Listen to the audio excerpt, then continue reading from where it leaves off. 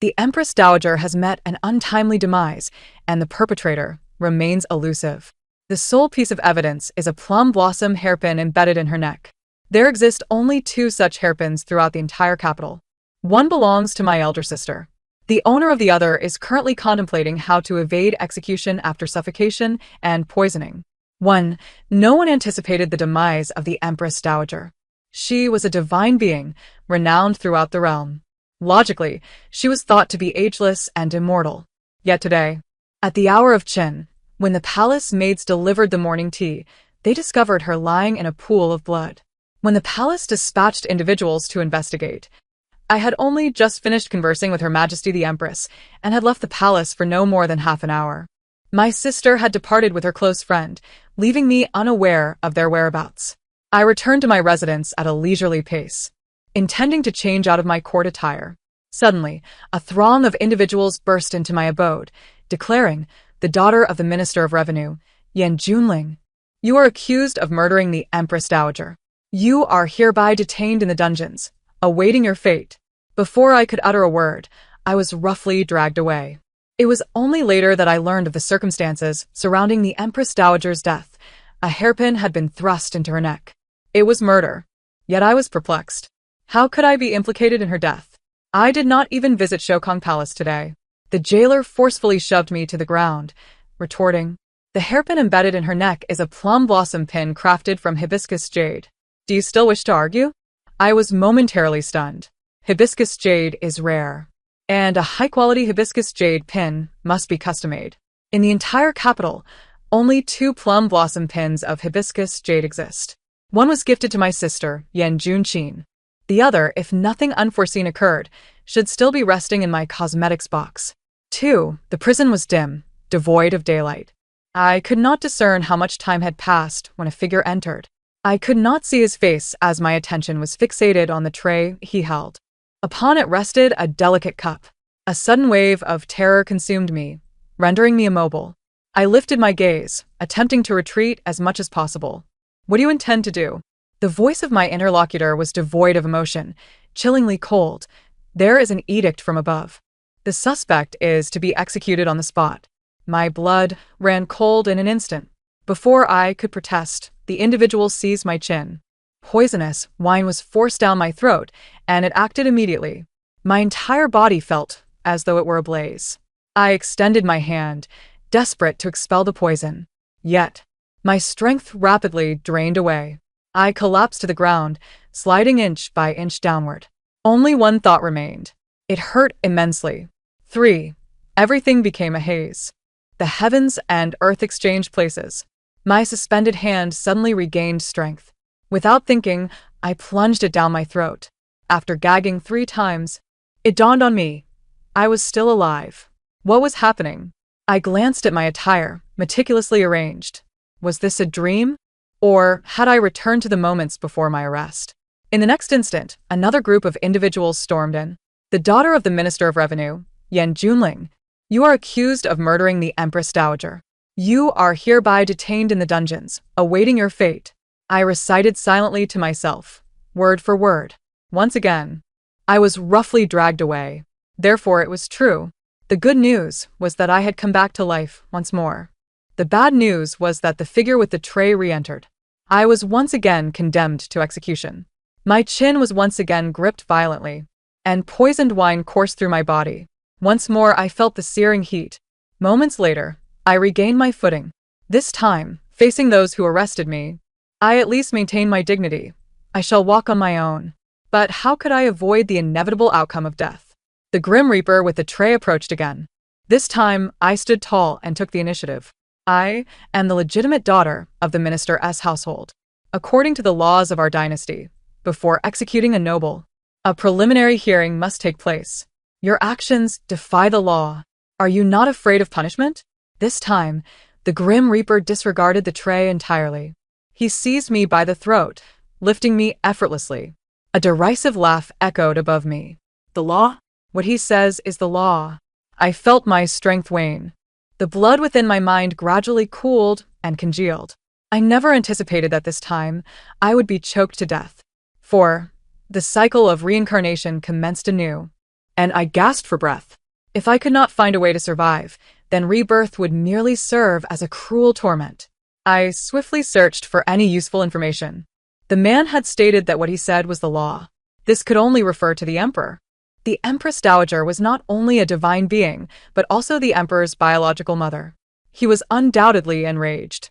If he believed me to be the murderer, sparing me from 1,000 cuts would be a mercy. One must acknowledge that this Empress Dowager was no ordinary figure. Her surname was Yi, her given name Lingxi, the sole daughter of a former chancellor.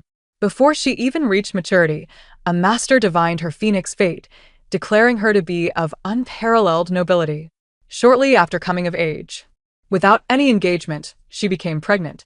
Even after a whole generation had passed, the tale was still recounted. That winter, 60 years ago, the winds and snow enveloped the world in a void. Empress Dowager Yi, clad in a thin white gown, prostrated herself step by step upon the altar. Behind her, butterflies danced, ascending to the heavens. She stood upon the altar, announcing to the world that she had felt the spirit of heaven and earth and was with child. That child was not the emperor, but rather the highly esteemed national master of today. The populace had once questioned Empress Dowager Yi's character. Yet, as time passed, everyone observed that both she and the national master possessed ageless beauty. Still, I could not fathom the truth.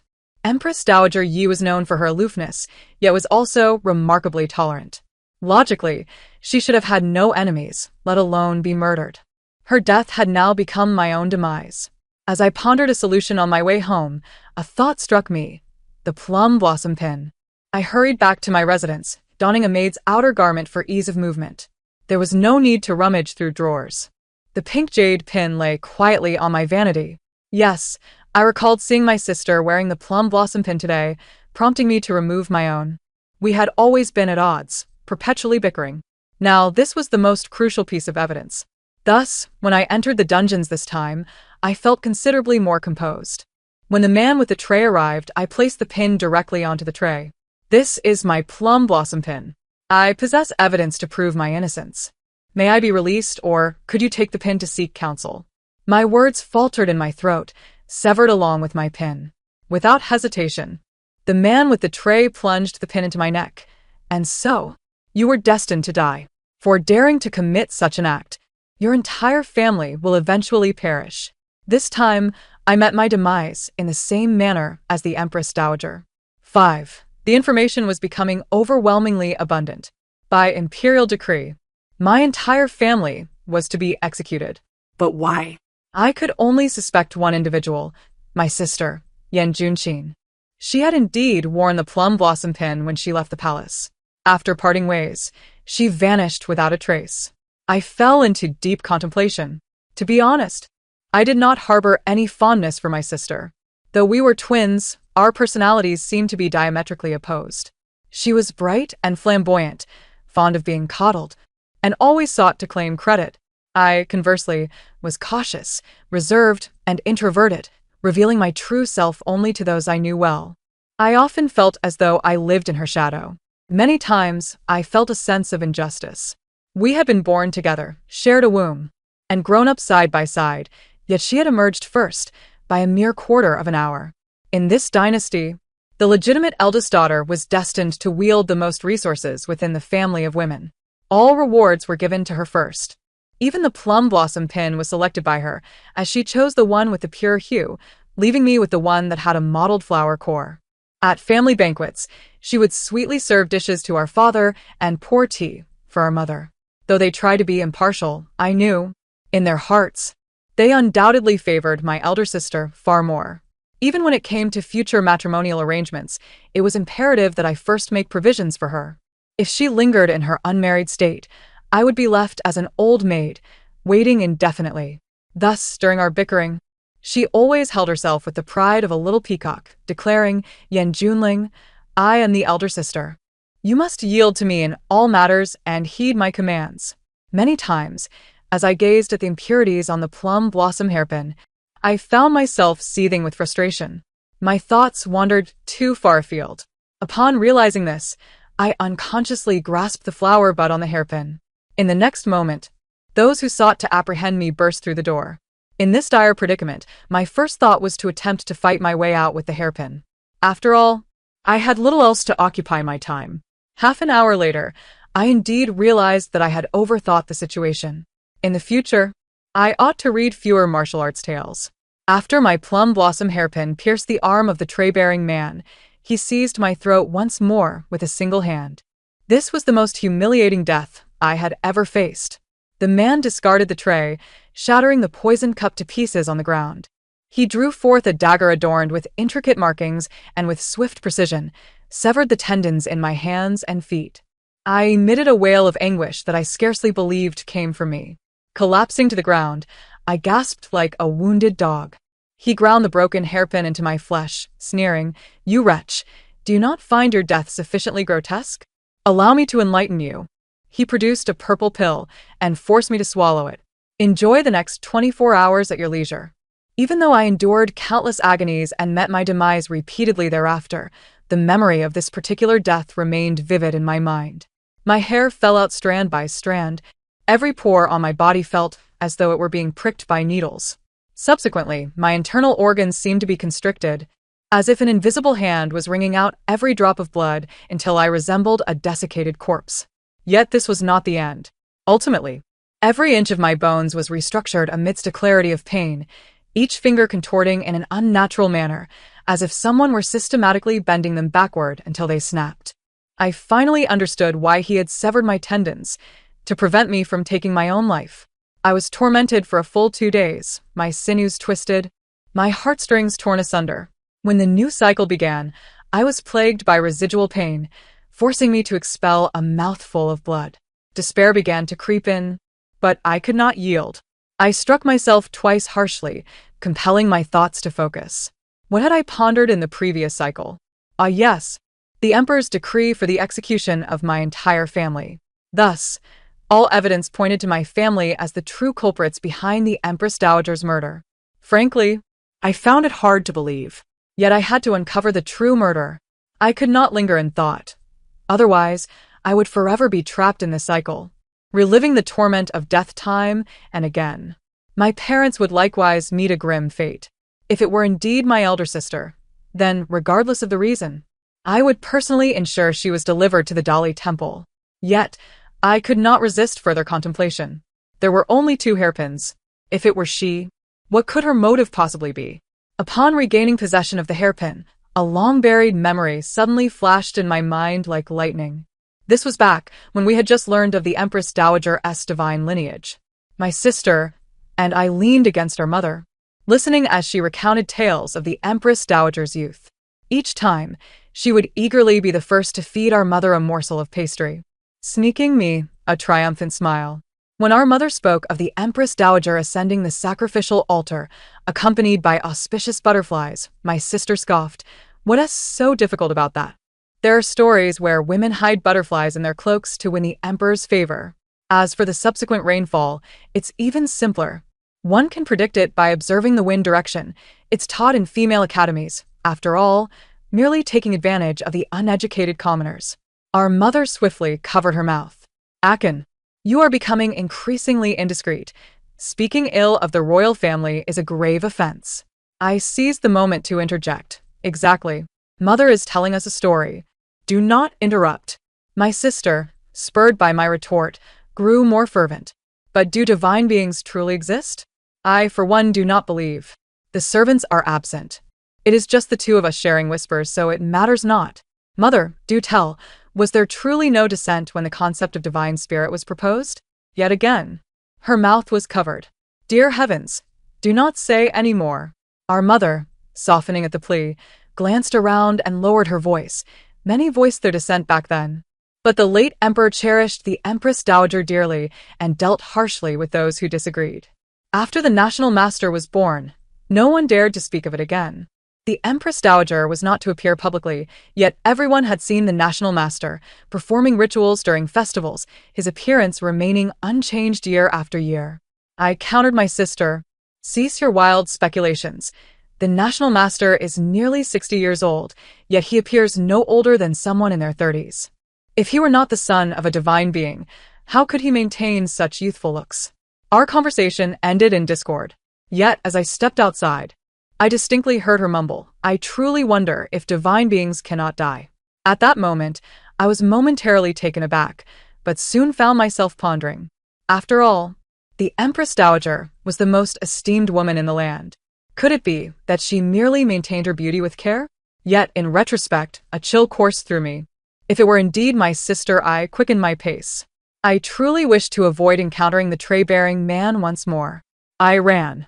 In every direction I ran. Turning left upon exiting, I was captured.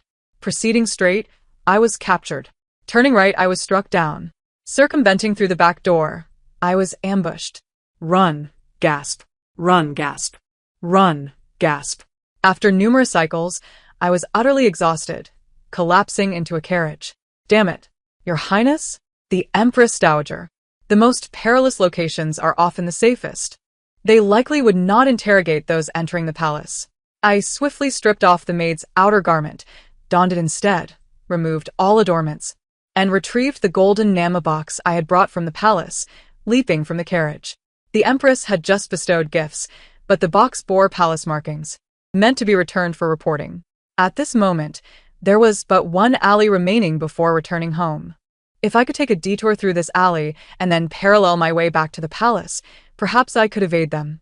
I prayed fervently, hoping that the news of my family's wanted status had not yet spread throughout the palace. Otherwise, the maid would also be apprehended. Fortunately, it seemed not to be the case. The emperor had issued a decree for our capture, yet few within the palace were aware. Using the box as cover, I made my way unobstructed into the inner palace. A fleeting thought of something amiss darted through my mind. It was only later that I understood the deeper meaning behind their failure to stop me. But at the time, I was too focused on my detour to grasp it. I made my way directly to the Shokong Palace, feigning participation in the team cleaning the floor tiles. The Empress Dowager's body had been merely tidied up, with bloodstains cleared away. Yet no one had lifted her into a coffin, nor had anyone removed the hairpin from her neck. Was this correct? I could only catch a distant glimpse of the hairpin's form, yet it did not hinder my sight. Pink, intricately carved with plum blossoms. My blood froze in that instant. My sister. Why? Was it merely to confirm whether divine beings could die? My sister had once jested, saying that the young crown prince was exceptionally handsome. It would not be amiss if she were to vie for the position of crown princess in the future. Had her daydream progressed to the point of eliminating the ageless Empress Dowager first? The more I pondered, the more chaotic my thoughts became. Yet one thing was certain. My sister had left the house today wearing the plum blossom hairpin. It was precisely because I had seen her wearing it that I had stubbornly chosen not to wear it myself, not wishing to be overshadowed by her. This was unequivocally true. I made a swift decision. Regardless of the circumstances, I had to find my sister. Then I seized her. Perhaps there would still be a chance to plead for the lives of our parents. It goes without saying that they must have been captured by now. I hoped they had not been assigned to the tray man. Without further ado, I retraced my steps out of the palace. I could not return to the residence. I hardly dared to venture in that direction. My sister had left the palace today with the second young lady of the Grand Tutor's family. I recalled the direction of the Grand Tutor's household, took a few steps outside, and was suddenly yanked away with great force. Instinctively, I wanted to scream, but another force quickly covered my mouth. I raised my eyes to see my sister, clad in the garments of a courtesan, looking at me with cold disdain. My gaze instinctively fell upon her hair. It was utterly bare. In that instant, a torrent of expletives surged within me. Yet the first question that escaped my lips was, "Where are our parents now?" She, however, erupted in anger first. "How should I know? Yan Junling, you have committed such treasonous acts, and I have yet to question you." I was bewildered, fury igniting within me. What of it if I merely entered the palace? "Yan Junqin, how dare you attempt to assassinate the Empress Dowager? Do you wish to implicate the entire Yan clan in your demise? Wasn't it you who killed her?" Yan Junqin was momentarily stunned. Then her voice sharpened. "Dare you cast blame upon me when death is upon you? Are you willing to go to the Dali Temple with me? Let us go. Whoever doesn't go is a dog." The two furious women shoved one another, and the outcome was evident. We did not reach the Dali Temple at all. In fact, we did not even step out of the alley. Soon, a group of people approached, following the commotion. As we were dragged away, my sister seemed to remember something. She uttered her final words to me. When it resets, come back here to find me. In that moment before death, my eyes widened in astonishment. This time, I did not waste time pondering. Once the cycle restarted, I took a detour straight to that alley. My sister, still dressed as a courtesan, rolled her eyes at me. You're taking forever. I've been waiting for you for a quarter of an hour. Without further ado, I seized her collar. Do you know I have returned? She rolled her eyes again. Thanks to you, this is my first time dying. Then she clapped her hands. Madam, prepare a private room and send over a set of clothing. Once we were alone, she spoke to me with an unusually harsh tone, revealing something shocking. Though I cannot restart the cycle like you, living again and again. But I widened my eyes, hanging onto her every word. I will synchronize my memories from each cycle. As she spoke, she sipped her tea and rolled her eyes again. You die so quickly. It took me 10 cycles just to find my way. You've died a total of 17 times. Haven to you? Yan Junling, I beg you. Be wise and refrain from recklessly restarting the cycle. I gulped down half a pot of tea to digest my sister's revelations. Each time I died, her fleeting memories of escape would flood into her mind at the moment of my rebirth. The deadline for each cycle coincided with the moment of my death. So while I struggled for survival, she too was groping about in the shadows, but she was luckier. She did not have to die. Each time I perished, her memories would synchronize with mine. It was only in the last cycle, when she and I were dragged away and persecuted, that she tasted poison. Since you generally meet your end at lightning speed, I Haven Tea gained much useful information. You can only blame yourself. She had only managed to discover this secret brothel hidden among the grand estates, a place solely for the amusement of the privileged and the eavesdropping of secrets. Though I was not concerned with the nature of the brothel at present, her words ignited my anger once more. Yan Junqin, what are you pretending for? Do you need to spy for information? I almost poured the hot tea over her head. Turning yourself in at the Dali Temple would be far more effective. Our parents would not remain missing with such dire prospects. Yan Junqin reacted even more strongly. What do you mean by turning myself in? To take the blame for you? Wasn't it you, Yan Junling, who killed the Empress Dowager? What could I have killed her with? I instinctively forgot to blame her, and instead clarified myself. I saw you wearing the plum blossom hairpin in the morning, so I didn't wear one. At that, both of us froze. I suddenly realized a possibility. But as we were arguing, I had no choice but to press on with my questioning. You know I dislike using the same things as you at the same time. And what about you? Yan Junqin, where is your hairpin? I saw you flaunting it when you went out. We shared an unusually quiet gaze for a few seconds.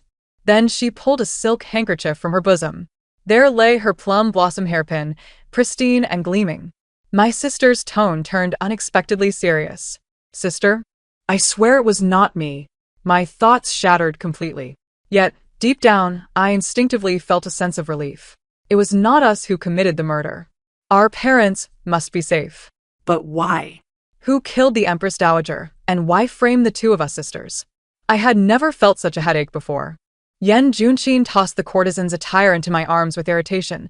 Stop overthinking with that broken brain of yours. Come with me. First, we will find the murderer, and second, we will search for our parents. Let us ask around the brothel and see if there are any leads. My body obediently changed into the outfit. My sister retrieved a red ruby-embroidered purse and handed it to the madam. In no time, the madam reported that someone had seen our parents being taken in the southeast direction, a place designated for detaining officials and their families. My sister nudged me. Let us go. They will arrange for us to perform as singers for the guards, and we can peek into each cell. If anything seems amiss, just end it. I replied, such a plan is fraught with danger. How did you persuade them to help?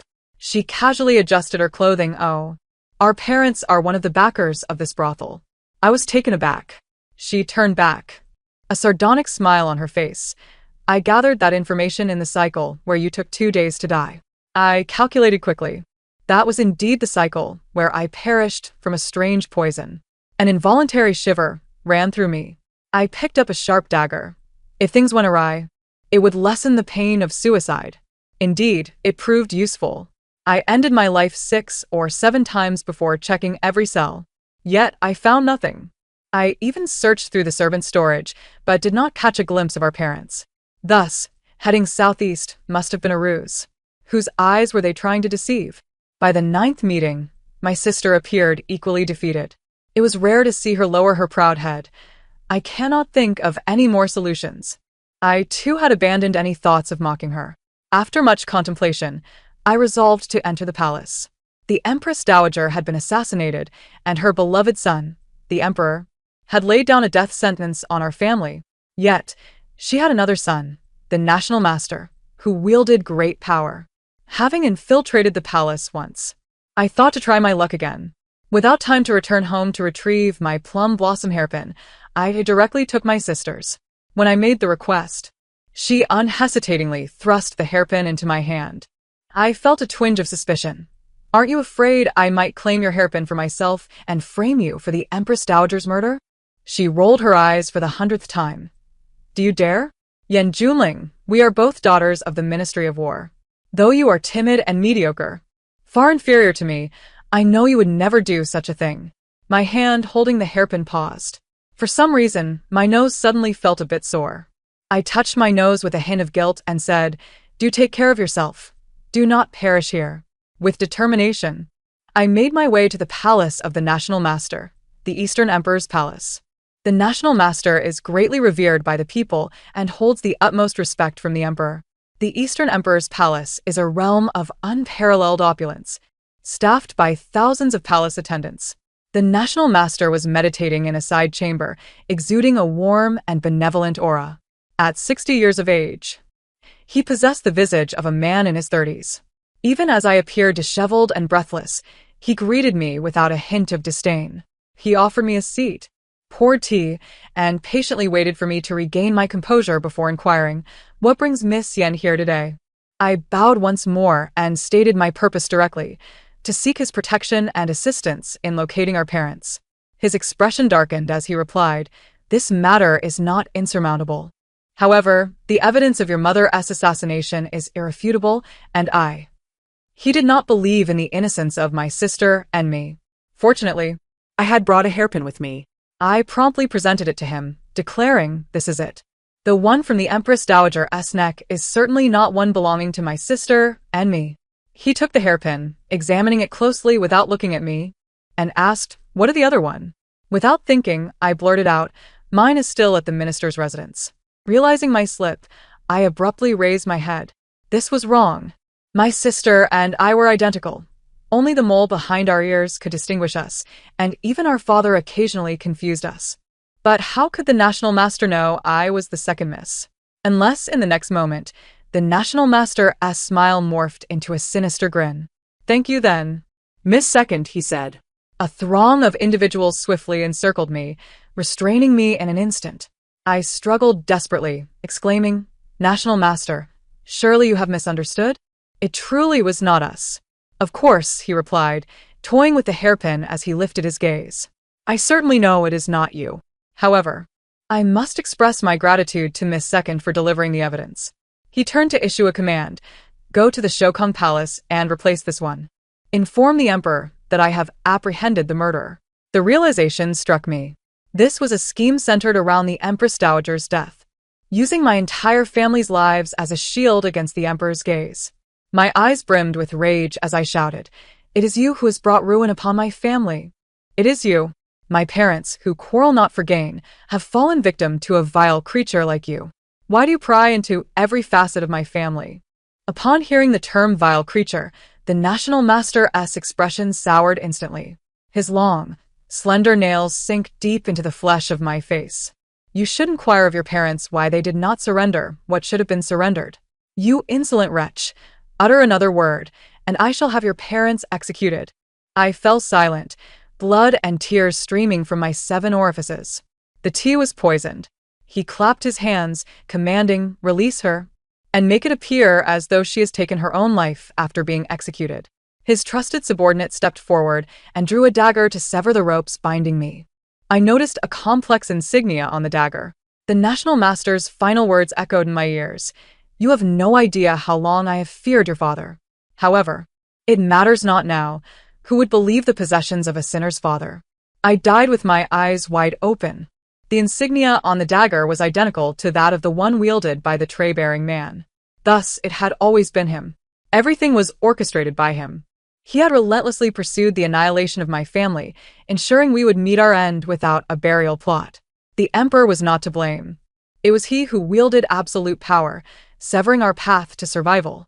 Once more, I collapsed to the ground, drenched in cold sweat. It seemed I had drawn closer to the truth. But was there truly a way out? As I followed the route my sister had provided, despair consumed my thoughts. What secret did my parents conceal that incited the National Master to annihilate my family?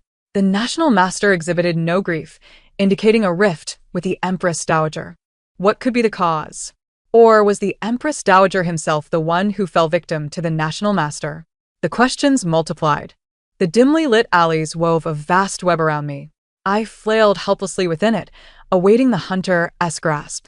In a daze, I resolved to reunite with my sister first.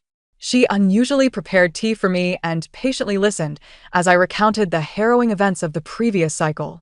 When I lifted my gaze, her complexion had drained of color, yet she forced herself to sip from her cup, steadying her trembling hands. She said, "It is all right. You have done remarkably well this time. The priority now is to locate our parents and ascertain their condition. Only by finding them can we make further progress." She gently patted my back, reminiscent of our mother in our childhood. I suddenly felt as though I paled in comparison to her. The bickering and disputes were trivial in the grand scheme. What mattered most was that our family remained whole and united. Had she not unconditionally trusted me and given me the hairpin, I would never have discovered the identity of the mastermind, even if I died 100 times. In the fragrance emanating from my sister, I gradually began to find my calm. I inquired, "Have you made any progress on your end?" She shook her head. "I initially thought it was an important clue, but now that you have uncovered that the National Master is the mastermind, it has become irrelevant." I grasped her icy hand, insisting, "Let us hear it. It must be of use." She nodded and sat down to pour me a cup of tea. In this seemingly endless abyss, it was the first time my sister and I shared such a peaceful coexistence. The National Master and the Empress Dowager have always been at odds. The National Master is known to consort with courtesans, claiming it balances yin and yang. Many powerful figures have secretly sent maidens to the Eastern Emperor's palace, and those maidens never returned. What is the reason behind the discord between mother and son? Uncertain. However, it appears the Empress Dowager once voiced objections to his overwhelming power. My sister scoffed. To wield such power brings more harm than good. Is he not well versed in celestial phenomena? The capital is currently suffering from drought. Has he summoned even a single drop of rain? At that moment, the brothel madam entered with refreshments. I was taken aback by how my sister maintained such a candid rapport with them. "The rain the National Master summoned is never timely," she remarked. 30 years ago, during the plague that claimed 300,000 lives in the capital, he only produced the antidote afterward. Although people revered him as a deity once the plague was lifted, wasn't it rather late? Why could he not have saved lives sooner? Had fewer perished, the world would not be in such turmoil, with enemies lurking at every corner. A sudden shiver ran through me. This catastrophic plague was known to all, yet it had been too long past. My sister and I were not yet born and remained unaware of the details. I tentatively asked, "What was that plague like?" Upon hearing my question, the madam sat down, tears streaming down her face. Had it not been for that plague, I would not have fallen so low. She was originally from the capital, and her ancestors even held a minor official position. It was the death of her grandfather from the plague that led to her family's downfall. Out of filial piety, her father sold her to bury his father, and she became utterly destitute. I will never forget the manner of my grandfather's death. His hair fell out strand by strand, and he spat out nearly all his blood. When he could still speak, he said he felt as if he were rolling on a bed of nails, every pore stinging as if pierced by needles. But that is not the most terrifying part. The most terrifying part is, I interrupted her. The most terrifying part is that every finger of your grandfather twisted in a grotesque manner, as if each bone were being broken in a cruel fashion. Am I right? The madam's eyes widened in shock. How do you know? My sister suddenly lifted her head to look at me. Because I had experienced that death once before. It was during that cycle. the peculiar poison fed to me by the tray-bearing man, the manner of death it induced. The agony inflicted by that insidious poison seemed to transcend the cycle of reincarnation, etching itself into my very bones. My hand trembled, causing tea to spill upon my skirt, while the courtesan's cup, along with its contents, clattered to the floor. Are you suggesting that this is not a natural disaster, but rather a calamity wrought by human hands? Her tears, mingled with cosmetics, dripped murkily onto the table. 300,000 vengeful souls, countless individuals like me, trampled into the mire, forever deprived of the sun. And you dare to tell me that this devastation was not the result of nature's wrath, but of human malice? The courtesan and I wept together, our heads bowed in sorrow. Sister Bao gently patted our backs, offering solace. Once our tears subsided, the courtesan, her eyes reddened, declared, "Speak your desires. I shall shatter my pots and sell my iron to fulfill them." I fell into contemplation. The national master claims that my parents possess something detrimental to him. They must be under his control. Can you locate the secret place where the national master holds them captive? Without uttering a word, the courtesan stepped outside, returning shortly with a map after a brief interval. Follow this path. Even the dogs in the ditches could uncover it. Sister Bao and I exchanged glances, realizing the depths of the concealment that had previously eluded us. After 4 cycles of reincarnation, we finally beheld our parents for the first time. I anticipated another wave of tears, yet gazing at my once radiant mother, her hair disheveled, and my father, whose once handsome visage was marred by scars, we merely pressed our lips together, resolving to shed tears only after their rescue. For now, we needed to ascertain what they held in their grasp. My father coughed up a mouthful of blood. It concerns an informant. The secrets he possesses could render the national master utterly undone. What secrets? My mother shook her head. His lips are sealed. We only know that the plague from 30 years ago harbors mysteries, yet the informant would not utter a single word regarding its specifics. Thus, a peculiar equilibrium had existed between the Ministry of Rights and the national master. But now, I nodded in understanding. The Empress Dowager's death disrupted this balance, prompting the national master to strike first. Sister Bao expressed her skepticism. Is it truly impossible that the national master was responsible for the Empress Dowager's demise? My father immediately countered, impossible. A weighty silence enveloped Sister Bao and me as we exchanged solemn glances. If the national master were not the murderer, then the true force behind these events remained shrouded in further enigma. Our only recourse was to pursue the informant. I inquired of my father, "Where is the informant now?" In the blink of an eye, the sound of applause pierced the air as the national master burst through the door, accompanied by a throng of followers. Ah! The family is all gathered. The show is about to commence. This was my inaugural experience of being subjected to death by 1,000 cuts. 2 cross-shaped implements restrained Sister Bao and me on either side. The national master reclined among us, a dancer draped across his lap. He plucked a grape. "Will you divulge the informant's location?" My parents gritted their teeth in silence. The national master flicked his fingers, and I felt a sharp pain in my arm. A slice of flesh fell from the executioner's bone-cutting knife. My mother cried out, "Ailing!" As long as my parents remained silent, each question from the national master would result in a cut upon Sister Bao and me. Sister Bao endured over a dozen cuts before losing consciousness. My parents' anguished cries echoed, "Our daughter!" The national master's laughter grew increasingly unrestrained.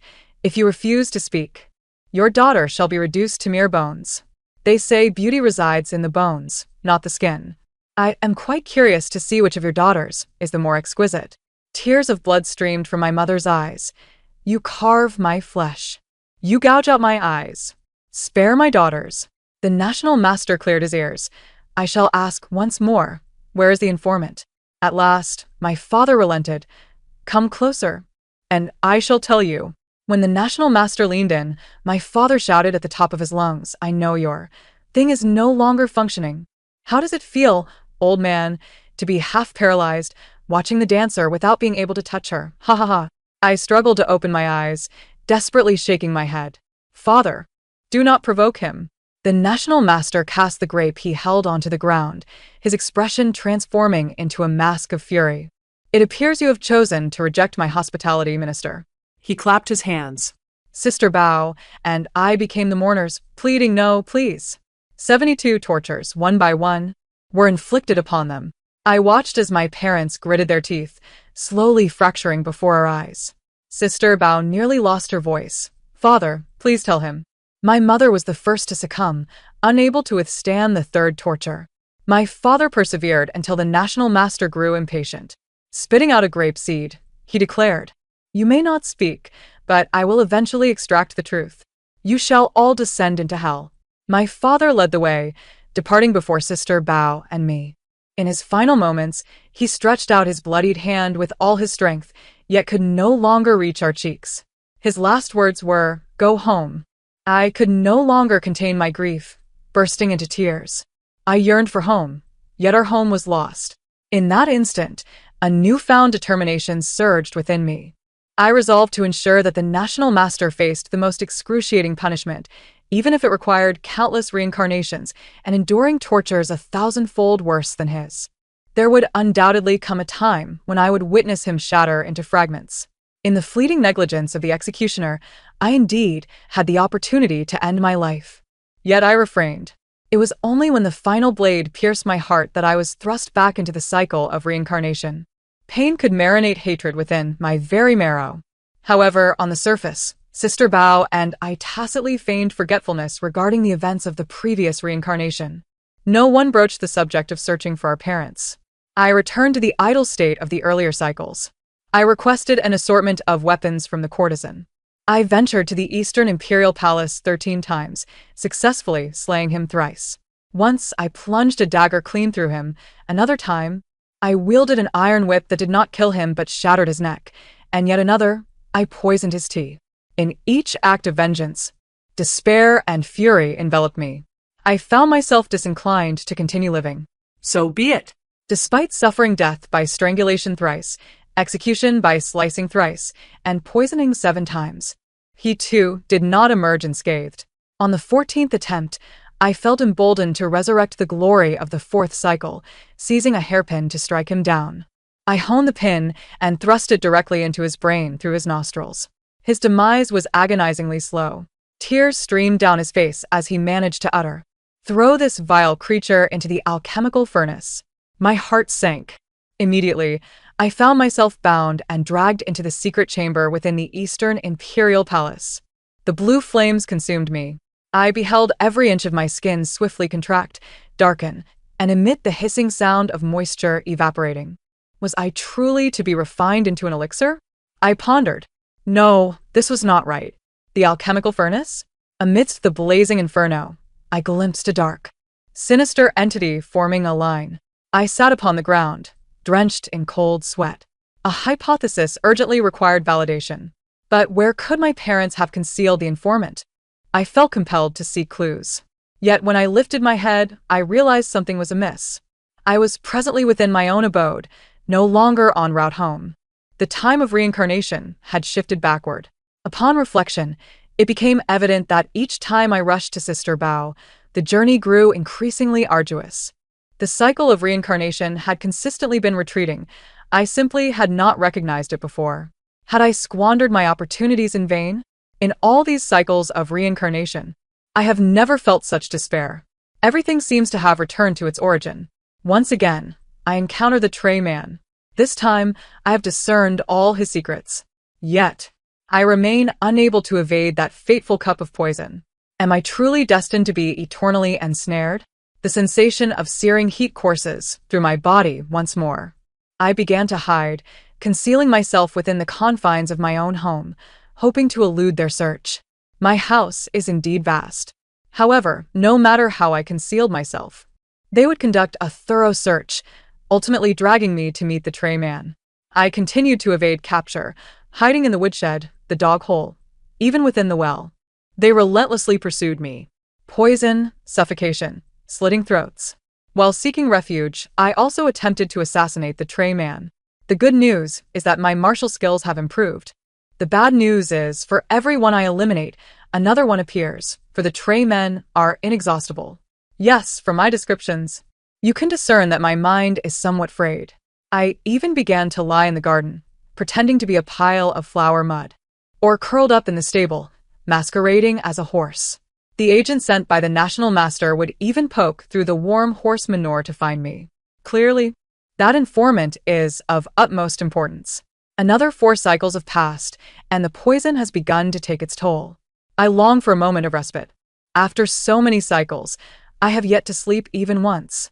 In life, I used to enjoy deep slumber, but in death, there is no such thing as eternal rest. I decided to abandon all restraint. I ran into my parents' bedroom. I have always missed the warmth of my mother's bed. There is no need for charcoal or a warming stove. She is perpetually warm. I lay directly upon my parents' bed. My father had several books at the head of the bed. I flipped through them one by one. When I reached the 4th book, a resounding crash echoed. A narrow hole appeared behind the bed. I followed the opening down a long, dim passage. A flickering candlelight illuminated the way. Turning my head, I locked eyes with a man. Who are you? I had traversed the iron shoes in vain. It turned out that my father's cryptic words about returning home held this meaning. The informant was hiding within my own household. My emotions surged, and I seized his collar, demanding, "What do you know about the National Master?" The informant was taken aback by my audacity. "You are the daughter of the minister?" No. "Your master didn't he divulge anything to me? You don't think you can seduce me with your beauty, do you?" "Still, I must reiterate, I know too much. If I reveal it all, I lose my leverage. What if you betray me? You can't possibly expect to catch a wolf with empty hands, can you?" So that was the implication. Fine. A rustling sound emerged from above. "There's a problem in the bedroom. Everyone come here." I extended my hand. "Do you have a knife?" He hesitantly handed me one. I smiled at him. "This time, remember to erase the traces. I shall return." Then, in his terrified gaze, I slit my throat. This time, I ensured that my parents' bedroom showed no signs of struggle before entering the secret chamber. The informant still stared at me. Who are you? I sat beside his cramped tea table and gulped down a cup, wiping my mouth before striking at the heart of the matter. I did not come empty-handed. The National Master has been secretly concocting pills, and he has indeed created a wondrous poison, has he not? The expression I sought finally appeared on the informant's face. I pressed on, the one that caused the death of 300,000 people, the plague. With a thud, he dropped something in shock. I picked up his dagger and returned it to his hand, but why would he do such a thing? Our emperor has expressly forbidden such actions. Why would he engage in alchemy with his unaging body? So he does not possess an unaging body. Nor is he the son of the empress, is he? The informant finally spoke. He has been researching methods akin to yin and yang, seeking longevity for a long time. Eventually, he began alchemy with some success, but it merely preserved his appearance while his body continued to decay. That purple poison was originally a byproduct of a failed concoction, but the National Master discovered its torturous effects and began using it to eliminate those he deemed undesirable. And the plague was originally a formation. I was perplexed. A formation? He nodded, his eyes glistening with tears. The plague's inception was merely a peripheral formation he stumbled upon. It claimed that by sacrificing 3,000 souls, one could remain forever youthful. With the more tragic the death, the better the effect. He established a site in a remote area outside the city, pouring poison into the canals and wells, merely for a trial. However, I raised my head, tears streaming down my face. However, the drainage system was difficult to control precisely, causing the poison to leak into the entire city's underground water source, resulting in this calamity, correct? The informant fumbled about, unable to find anything to dry his tears, and could only lower his head to continue. Yes, that substance is deadly. Even a tiny amount can kill a person. Yet he used 100-fold dosage for each execution, leading to the city's destruction. I recalled the size of that purple pill in full agreement. This is not the most despicable part. The most heinous act is that, to disguise this as a plague rather than his error, he withheld the antidote until 300,000 had perished. As the informant spoke, he trembled all over later. Many who had suffered residual effects received the antidote and unwittingly worshipped him as a deity, even dedicating their lives to his cause, oblivious to the fact that they were merely recognizing a thief as their father. I was nearly at a loss for words. In prosperity, the common people suffer. In demise, the common people suffer. 300,000. This directly led to a dynasty that once flourished becoming a mere shadow of its former self. Prior to this, our emperor had studied only methods for governing in times of peace, completely unprepared for the sudden decline. He obliterated a dynasty. From this moment forth, revenge was no longer solely for myself or the minister's residence. I shall, without fail, reduce him to ashes. As I pondered this, I suddenly heard the informant respond to my previous question. He indeed does not possess an unaging body, but he is, without a doubt, the biological son of the Empress. At that moment, I had yet to comprehend the significance of this revelation. After all he had disclosed, the informant refused to continue. My instincts told me there were far greater secrets yet to be unearthed. I inquired, "What do you desire? I will do my utmost to assist you." He merely shook his head. "You know too much. I cannot divulge any more." "Very well. The most pressing matter at hand is to escape." I adjusted my skirt and said to the informant, "Hand me the dagger. I will check if they have departed." He shook his head. "Come with me." He led me through the narrow passage, and after winding through a labyrinth of twists and turns, we emerged into the light of day. Climbing up to the exit, I felt a sense of familiarity with the street scene. Turning right, I saw my sister still clad in the garb of a courtesan, arms crossed, waiting for me. So, My family's secret passage connects to this brothel? What has all my evasion and those countless cups of poison amounted to? My sister rolled her eyes. "Consider yourself unfortunate. I waited for you for several cycles, and now they call me the stone of waiting husband, you know? Truly useless." I did not let her off easily. "What have you been doing all these cycles? Surely it wasn't just waiting and picking at your toes?" She pouted but lowered her head, somewhat embarrassed. I did uncover a bit of the Empress's secrets, but mostly it was just gossip. My body was remarkably candid. "I wish to hear." I, along with my sister, the informant, and the matron, gathered around a table. The informant recounted the tale concerning the national master, and the matron wept bitterly, pledging her utmost support for our cause. Subsequently, I cradled a hand warmer, listening intently as my sister divulged the secrets of the Empress Dowager. You are all aware of her origins, are you not? The sole daughter of the minister's household, she was once prophesied by a master to possess a phoenix destiny. Yet, prior to this destiny, her heart belonged to another. My eyelids fluttered. "Is that truly so?" The matron nodded. "It is said she was quite close to a prominent military family, the Qins. Young General Qin was the object of the Empress Dowager's affections. They exchanged letters for quite some time, but then the Chancellor abruptly declared her phoenix fate, effectively sentencing their feelings to death. My sister sighed. Those in power serve the people. The marriage of a minister's daughter is not solely her affair, and thus, it cannot be helped." The matron, puzzled, remarked, "But your minister's daughter is still a person, forced to marry someone she does not love for the sake of her family's ambitions." I inquired. "And then what happened?" "Eventually, the Empress Dowager realized there was no hope left with the young general, so she arranged to meet him one last time, after which she severed her past and resolved to become the crown princess. However, fate is fickle, and they were unable to meet for that final farewell."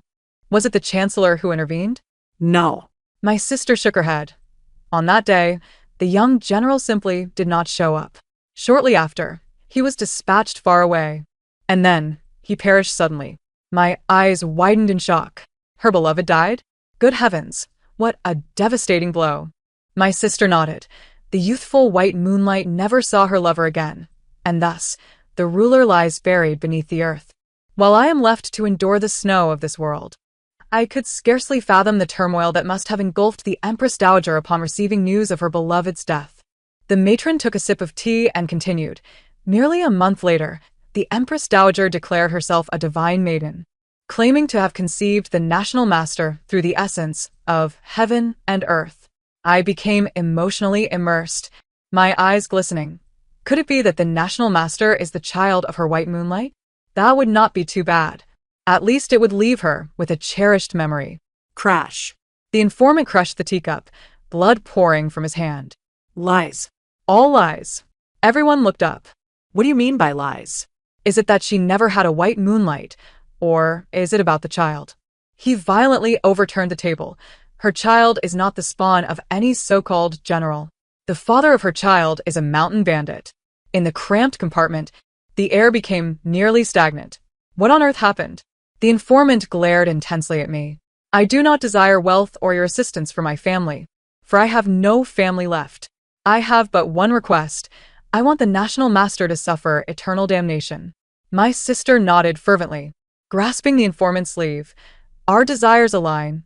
Rest assured, he shall not remain whole. He sat down somewhat dazed. I cannot believe I find myself trusting you. In the 35th year of Jingming, on the 18th day of winter, it was the day when Yilingxi was to meet her white moonlight for the last time. She evaded the chancellor, claiming to be out for leisure, and left with only a few maidservants. Though they could have met in the capital, her white moonlight chose a remote mountain temple, seeking to avoid prying eyes. Yet, she encountered not her beloved youth, but a band of mountain thieves. They came not for riches, but for her. A few defenseless women, utterly powerless. No one knew of the humiliation she endured, whether it was one assailant or a group. All that was known was that when the bandits departed, she was left without a single article of clothing intact. How utterly despairing must she have felt? Did she ever contemplate ending her life? Such thoughts will remain forever unknown. She sat alone in the mountain temple, waiting for a messenger to bring her back to the chancellor. From sunset to moonrise, on that day, her young general did not appear. The punctuation she envisioned was tainted with boundless ink.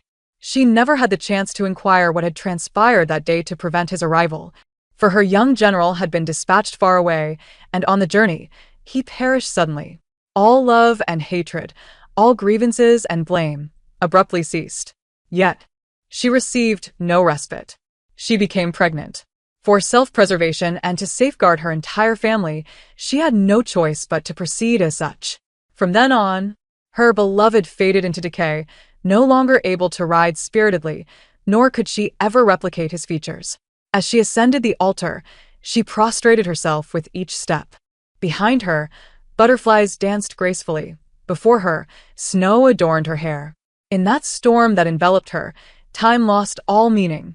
Everyone fell silent. I was the first to shatter the stillness, so the Empress Dowager is not a divine maiden at all. Indeed, my sister concurred, while auspicious omens can be fabricated, her masquerade as a divine maiden was merely a means to protect her family. Otherwise, the daughter of the Phoenix Fate, having been violated or bearing an illegitimate child, would have brought about the annihilation of the entire Yi family. But I remained skeptical. How is it that she never aged? Why? The room lapsed into contemplation once more. It is an obsession. After a long pause, the matron raised her head, her rouge and lip color having run together from tears. Perhaps the National Master employed some remedy on her, but above all, it is the obsession. When the late emperor and the eldest prince contended for the throne, did they not instigate a palace coup that resulted in the deaths of countless souls? I nodded. That war severely weakened the nation, leaving innumerable families bereft of fathers, husbands, and sons. Indeed, at that time, my father had a fellow townsman who suffered from a leg ailment and could only send his 17-year-old son to the battlefield. Just before departing, the boy said to his father, who was not yet 40, "I hope that when I return, your hair has not turned gray." For that one sentence, the father lived his entire life in fear of becoming gray-haired. He waited 20 years, from a robust youth to a wrinkled visage, terrified his child would not recognize him with white hair. The matron wiped her tears. I once encountered that old man. It was hard to believe. Yet it was indeed true. By the end, I was in tears. My sister's eyes also glistened. And then the matron paused for a long time, seemingly choosing her words carefully. Eventually, a part of his son's body was recovered. The old man's obsession dissipated, his hair turned completely gray overnight, and he appeared withered. He passed away early the next morning. War brings only wounds that never heal. Seeing the three women weep so profoundly, the informant attempted to lighten the mood. At the very least, don't you girls cherish your beauty? The Empress Dowager, despite her fate, was still favored by time. Do not weep. I shook my head. She was never favored by time. She was merely abandoned by it. For the Empress Dowager, all that was most important to her was forsaken on that day. The deadline is eternity. To prevent the truth of the divine maiden's deception from being unveiled and to protect the lives of her entire clan, she could never grow old again. In life, one must hold on to something. Otherwise, existence becomes a prolonged suffering. And her sole remaining aspiration was to pursue the youthful specter of a dream. In a parallel world, he rides gallantly, adorning her with flowers for the last time in the mountain temple. They were both still young, forever young. For the next 60 years, she would ardently perform a play of the bright moon embracing her. Throughout her life, she could never escape the storm of the altar. But the national master was different. He bore no burdens. He was merely a fortunate rogue. With nothing to protect or carry, he relentlessly drained the lifeblood of others to prolong his own youth. All are unfortunate souls, the madam lamented. In the relentless pursuit of power, from emperors to commoners, none ultimately meet a good end.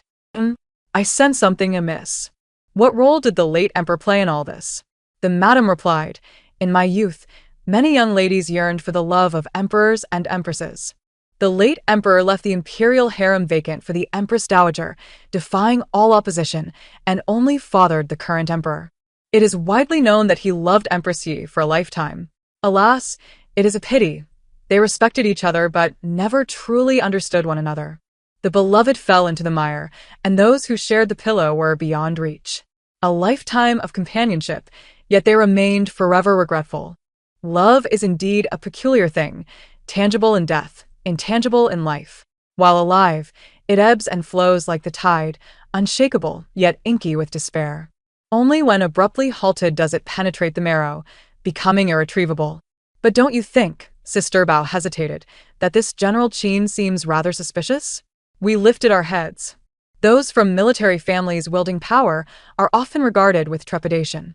Generally, if one wishes to avoid peril, they must carefully avoid any entanglements with the royal family.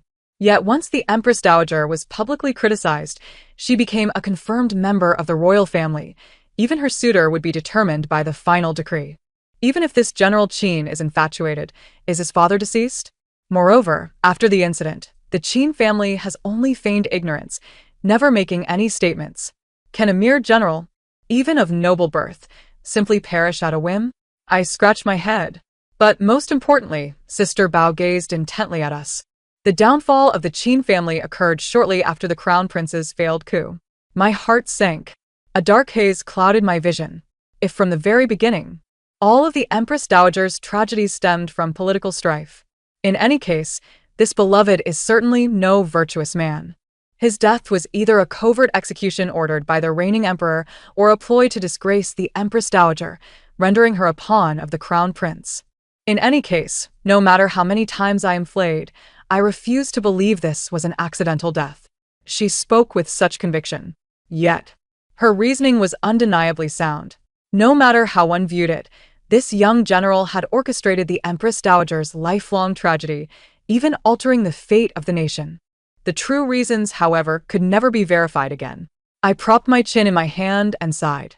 Those mountain bandits never anticipated that their actions would lead to such a multitude of tragedies.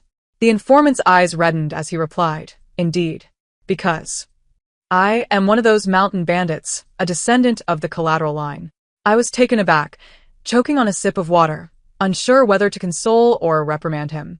It was he who had divulged this information. They violated noble women, and their crimes were akin to treason, leading to the secret execution of 10 clans by the Prime Minister and the Crown Prince, which I accept. The collateral descendants later faced relentless hardships, which we also accept. However, the National Master subsequently captured all collateral descendants to ensure that the secret of their lineage would never be revealed. They were turned into elixirs. Beneath the table, his nails dug deep into his palm, bloodied and mangled. I was but a child then. He smiled and told me to become an alchemist's apprentice. I watched my relatives twist and blacken in the furnace, turning to ash. The madam, momentarily shocked, pulled out her handkerchief to bandage his hand. Stop talking. Our goals align. He has committed numerous atrocities. He will surely pay the price. After being starved for so long, let us eat first. Only when we are full can we muster the strength for vengeance. As I drank the hot soup, I finally felt a semblance of life returning. The myriad of abruptly imparted information began to coalesce and operate along its own course. Reflecting on everything, suddenly all my thoughts intertwined. I finally understand. I set down my chopsticks. The Empress Dowager was indeed not killed by the National Master. The Empress Dowager died by suicide. This was the crux of the matter. The Empress Dowager was ultimately not a divine being. She feared aging, yet there would inevitably come a day when her beauty would wither entirely. To safeguard a lie, she maintained it throughout her life. Had she died of old age or illness, this grand deception would have been exposed. This era is already ravaged, and the people can no longer endure such upheaval. At 75, she could no longer withstand it. She had lived her life as the most esteemed woman in the world. Yet ultimately, what remained for her was only the fate of a sudden death. But what wrongdoing had she committed? After satisfying our hunger, I extended my hand to the informant. "Give me your dagger. Come with me into the palace." He was taken aback. "I am a man. I shall wield the blade to protect you." I swiftly snatched the dagger from him. You do not understand. I led the informant directly to the Queen's palace. When the Emperor arrived at Fingy Palace, I knelt with the informant. "I, your humble servant, wish to accuse the National Master of causing chaos in the realm and of impure bloodlines." Upon hearing this, the Emperor waved his hand. A group promptly seized me. Moments later, the imperial edict arrived. The second daughter of the Yen family spreads slander and falsely accuses the National Master. She is to be executed by strangulation. And the Minister of Revenue is to be dismissed and his family confiscated. Once more, I steeled myself, gritting my teeth as I took the informant to the brothel. But truthfully, I felt a bit despondent. The truth lay before me, yet the dog Emperor chose to remain blind. Sister Bao slammed the table. "Are you foolish? The Emperor would certainly keep family scandals under wraps. Indeed, he and the National Master shared the same mother. How could he accept that the disgrace of his mother bore a brother who should not exist being publicly revealed? The previous coup against the Crown Prince had cast a shadow over all royal descendants. The tens of thousands dead from the coup, coupled with the 300,000 fatalities from the plague in the capital, left the entire nation in turmoil. The current emperor is also fickle, inherently suspicious, which undoubtedly influences the fate of the realm. From his reaction, it was clear he had long known that the National Master was a source of shame for his mother. Yet the National Master's identity could never be exposed. Thus, to accuse the National Master, we must not mention the Empress Dowager, lineage, or anything related to alchemy. Therefore, only the matter of the plague could serve as a breakthrough. I died twice more. The first time was when the informant, in a fit of emotion, mentioned alchemy. Leading to yet another execution, I preemptively inflicted a wound upon myself. The second time was when we had ample witnesses, but the Emperor hesitated, stating that the Dali Temple must find material evidence before arresting the National Master. The National Master, that old sorcerer, immediately seized the opportunity and poisoned both the informant and me. The setting sun was cleaved by crimson clouds, distorting like my neck under the pull of light and shadow. I felt a sense of impending failure. Sister Bao slapped me awake. "Isn't the timing of your rebirth drawing ever closer to the moment of arrest?" Her fingers rhythmically tapped the table. "Sister, let go and act." The Empress Dowager sought to use her death to disrupt the balance between the National Master and the officials, dragging this abomination, which should not exist, to hell. She must possess crucial evidence. Once again, I entered the palace alone. After 3 cycles of rebirth, playing various roles as palace maids, I finally approached the Empress Dowager. I saw the wound on her neck. The flesh bore clear signs of being pulled out and reinserted with a weapon.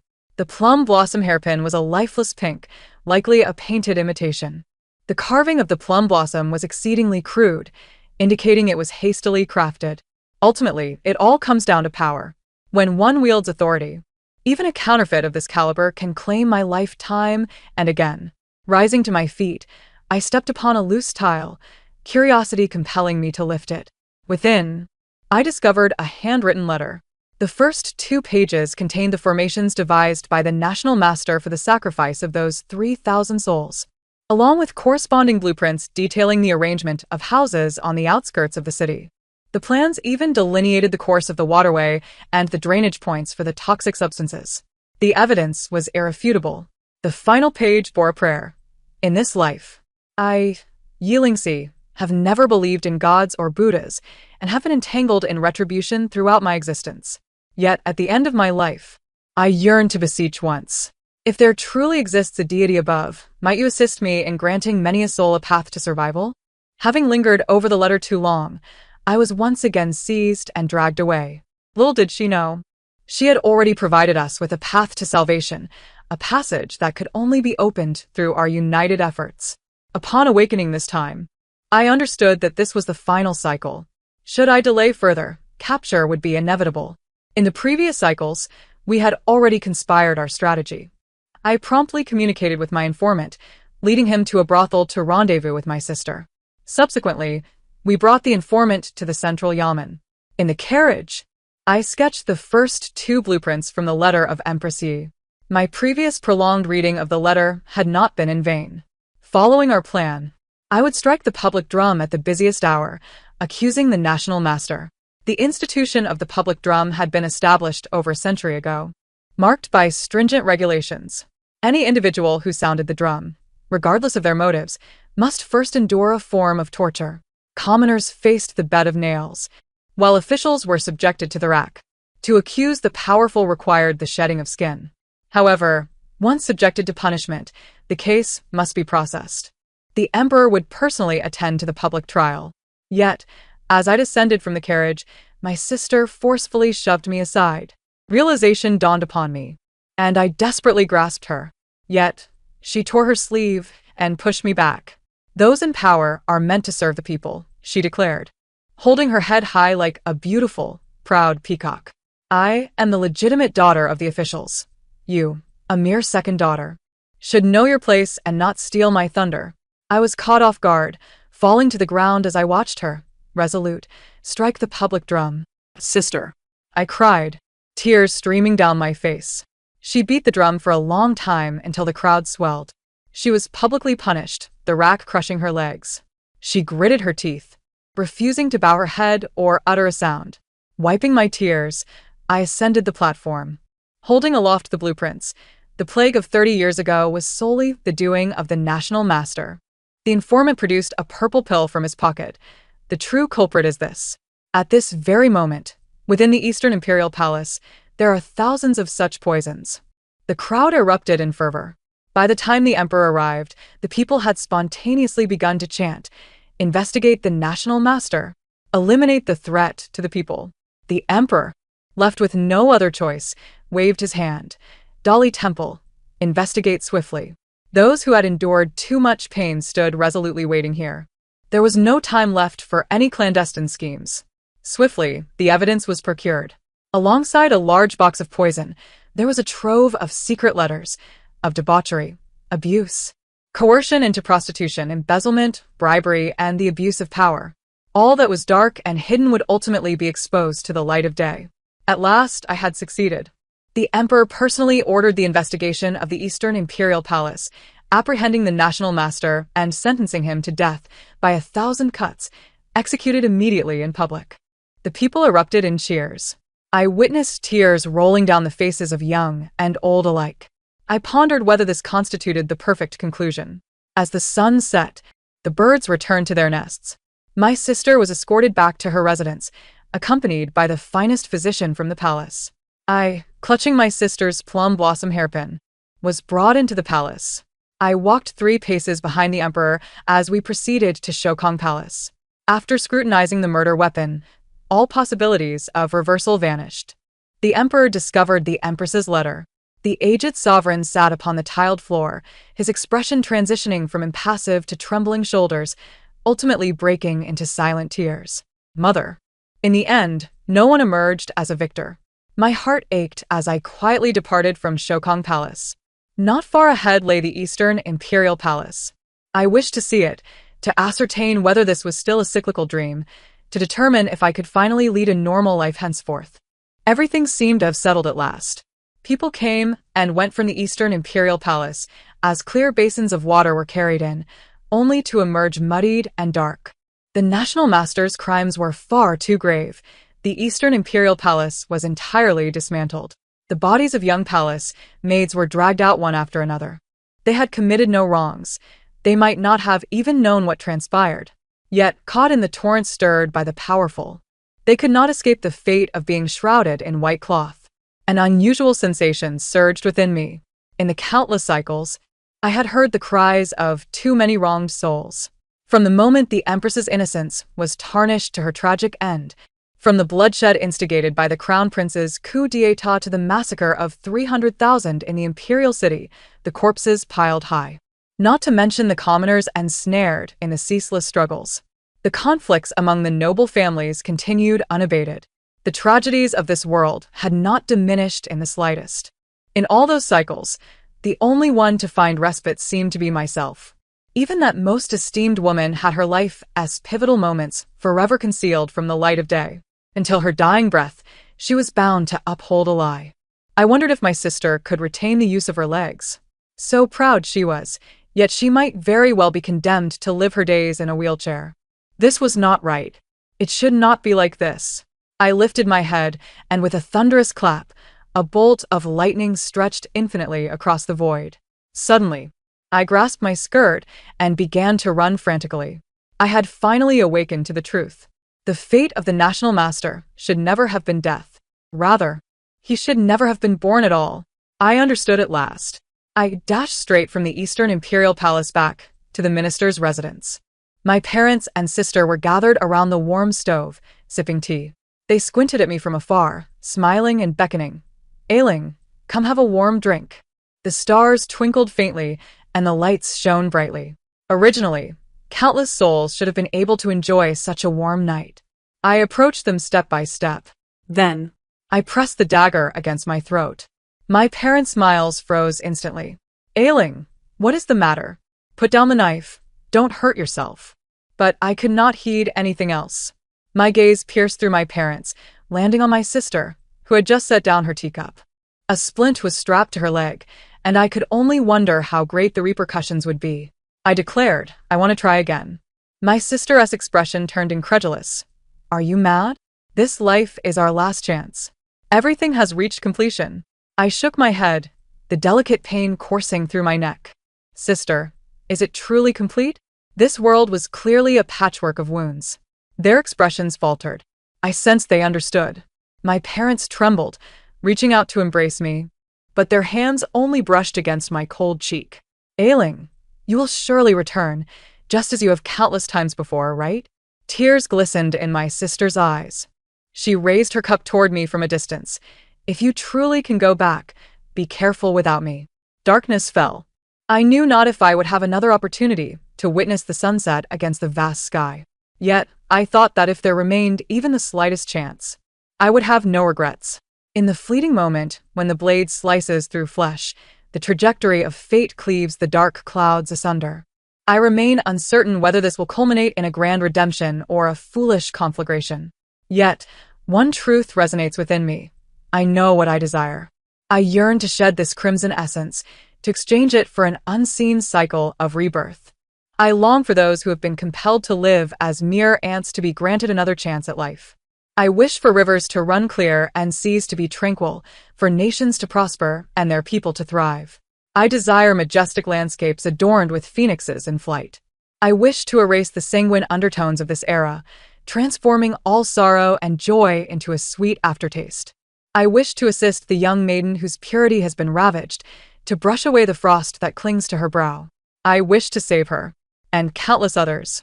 Blood surges from my neck, swirling around me to form a celestial river of time. I behold every cycle, threads shimmering faintly, intertwining with one another. I find myself enveloped in a transparent, yet warm cocoon. Ultimately, all threads converge into one, striking my third eye. I open my eyes and behold a familiar visage, as if a celestial being has indeed descended to earth. I grasp her tightly, disregarding all else. What year is it now? I watch as her crimson lips part, a look of bewilderment gracing her features as she proclaims, "The 35th year of Jingming." In an instant, it feels as though a tempest of snow has ruffled my vision. Jingming, 35th year. I have returned a full cycle of 60 years. To the year 28. At this moment, the Empress Dowager Snow, the Prime Minister's only daughter, Yilingxi, gazes at me with concern. Fanga, are you all right? Why the sudden inquiry? I look at her, my thoughts rapidly awakening. Fang Yi. The most trusted confidant of the late Empress, now a martyr. Yilingxi is inherently a gentle soul. The good news is that communication with her will be effortless. The bad news is that we are currently in a carriage. I vividly recall that on the 18th day of the 12th month, she was stripped of her innocence en route to meet the young general, ambushed by bandits. My eyelids suddenly twitch. A glimmer of hope arises as I tentatively inquire. Today cannot possibly be the 18th of the 12th month, can it? Everyone regards me with expressions of incredulity. Another maid raises an eyebrow. What else could it be? My mind hums with realization. Indeed, it is true. We are already on the path beset by bandits. Granting me 60 years of rebirth, yet denying me even a day's respite. This extreme ordeal is not a first. Fang Ji's memories gradually begin to fuse with my own. There are 3 of us in the carriage, Yilingxi, myself, and another close maid, Ling Xiang. Ordinarily, the old Prime Minister keeps a tight leash on Yilingxi, forbidding her from venturing out alone. Thus, she has brought 2 attendants along, feigning a trip to the Easter market. However, including the coachman, none possess martial skills, let alone fend off a band of brutish marauders. My head throbs, on the verge of explosion. Faced with this ultimate challenge, I resolve to adopt the most primal method of survival. Miss, my eyelids are twitching uncontrollably. Shall we return? The carriage falls into a tense silence. Yilingxi. Momentarily taken aback, replies, "This is our last meeting. We cannot renege." I am reluctant. But Ling Xiang nudges me with her elbow. "Sister Fanga, why do you seem so mystical today?" Seizing the opportunity, I climb aboard. Perhaps it is divine will. I have a sense that today is fraught with peril. Shall we return and reschedule for another day? Yilingxi interrupts me firmly. If deities truly existed, how could there be so many suffering commoners? I do not believe in gods or Buddhas. As she utters this, her voice is resolute, her bright eyes akin to a pair of radiant pearls. Fongo, rest assured, nothing will happen. After this final meeting, we shall each find peace. Behind her, the remnants of leaves swirl in the snow, painting a silent farewell. I qué es her? A wave of melancholy washing over my heart. My lady, you do not believe in deities, even visiting temples merely to deceive others. Are you aware that, in the future, you will be compelled to invoke the guise of the divine to preserve all? There remains roughly half an hour's journey to the temple. It is too late to summon guards now. I grit my teeth. Then, let us test her limits regarding my loyalty as a devoted servant. I suddenly clutch my abdomen and crouch down. Oh dear. They immediately surround me. What is wrong? I wipe the cold sweat from my brow. The carriage is too bumpy. My stomach is in knots. May we pause for a moment? The carriage indeed comes to a halt. Yilingxi even lends a hand to rub my belly. However, lingering too long would be unwise. I shift my gaze to Ling Xiang. Would you accompany me outside for some fresh air? It will help. Outside the carriage. I squeeze Ling Xiang's hand until it reshapes. Ling Xiang, listen to me. I had a dream, in which I saw the miss being attacked by bandits today. I was initially skeptical, but in the dream, I too felt the pain in my abdomen. I am nearly in tears. I know you possess some martial skill. Could you hasten back to find Sir and bring assistance? Ling Xiang scrutinizes me for a prolonged moment. Before departing, she simply states, I hope this dream is false. A sense of calm finally washes over me. The Yi family is quite united, which is reassuring. Upon returning to the carriage, I inform Yilingxi that Ling Xiang has gone back to fetch a physician for my ailment. She anxiously massages my belly for a quarter of an hour. Ultimately, she cannot contain herself any longer. All right, Fongo, bear with it a little longer. Let us rest at the temple soon. I know we cannot prolong this. I can only urge the coachman to slow down, even more slowly, until we hear the thundering hooves of a multitude of fierce steeds. The coachman hastily flings open the curtain. It is bandits. The faces of everyone instantly drain of color. I almost immediately make a decision. Abandon the carriage. The rugged mountain path, though treacherous, offers a glimmer of hope. We swiftly conceal ourselves behind the stones. Yi Lingxi, startled, I clam my hand over her mouth. I dare not contemplate. If, this time, Yi Lingxi falls victim to a cruel fate. This 60-year span, the life of this maiden, the destinies of countless souls. What shall I do? I bite my lip and resolutely tear off Yi Lingxi's outer garment. You. She quickly comprehends my intent, tears welling in her eyes. No. You must marry. I restrain her, pulling her floral hairpin from her hair and placing it atop my own, meeting her gaze. I am willing. Yet, I did not anticipate that when the bandits approached, the first to step forward would not be me. The young coachman stands defiantly before the horses. As long as I still draw breath, you shall not lay a finger on the miss. The bandit swiftly cleaves his arm. Hand over your lady, and I shall grant you a swift death. Yet he does not choose an easy demise. He is trampled slowly, piece by piece, by the hooves of the marauders. The scent of blood permeates the air. I grip my own arm tightly. I still have not managed to save everyone. In that instant, the thought of relinquishing my cycle of rebirth crosses my mind. Let me suffer death time and again, despair time and again. Am I truly worthy of redemption? I slowly rise, freeing myself from Yi Lingxi's grasp.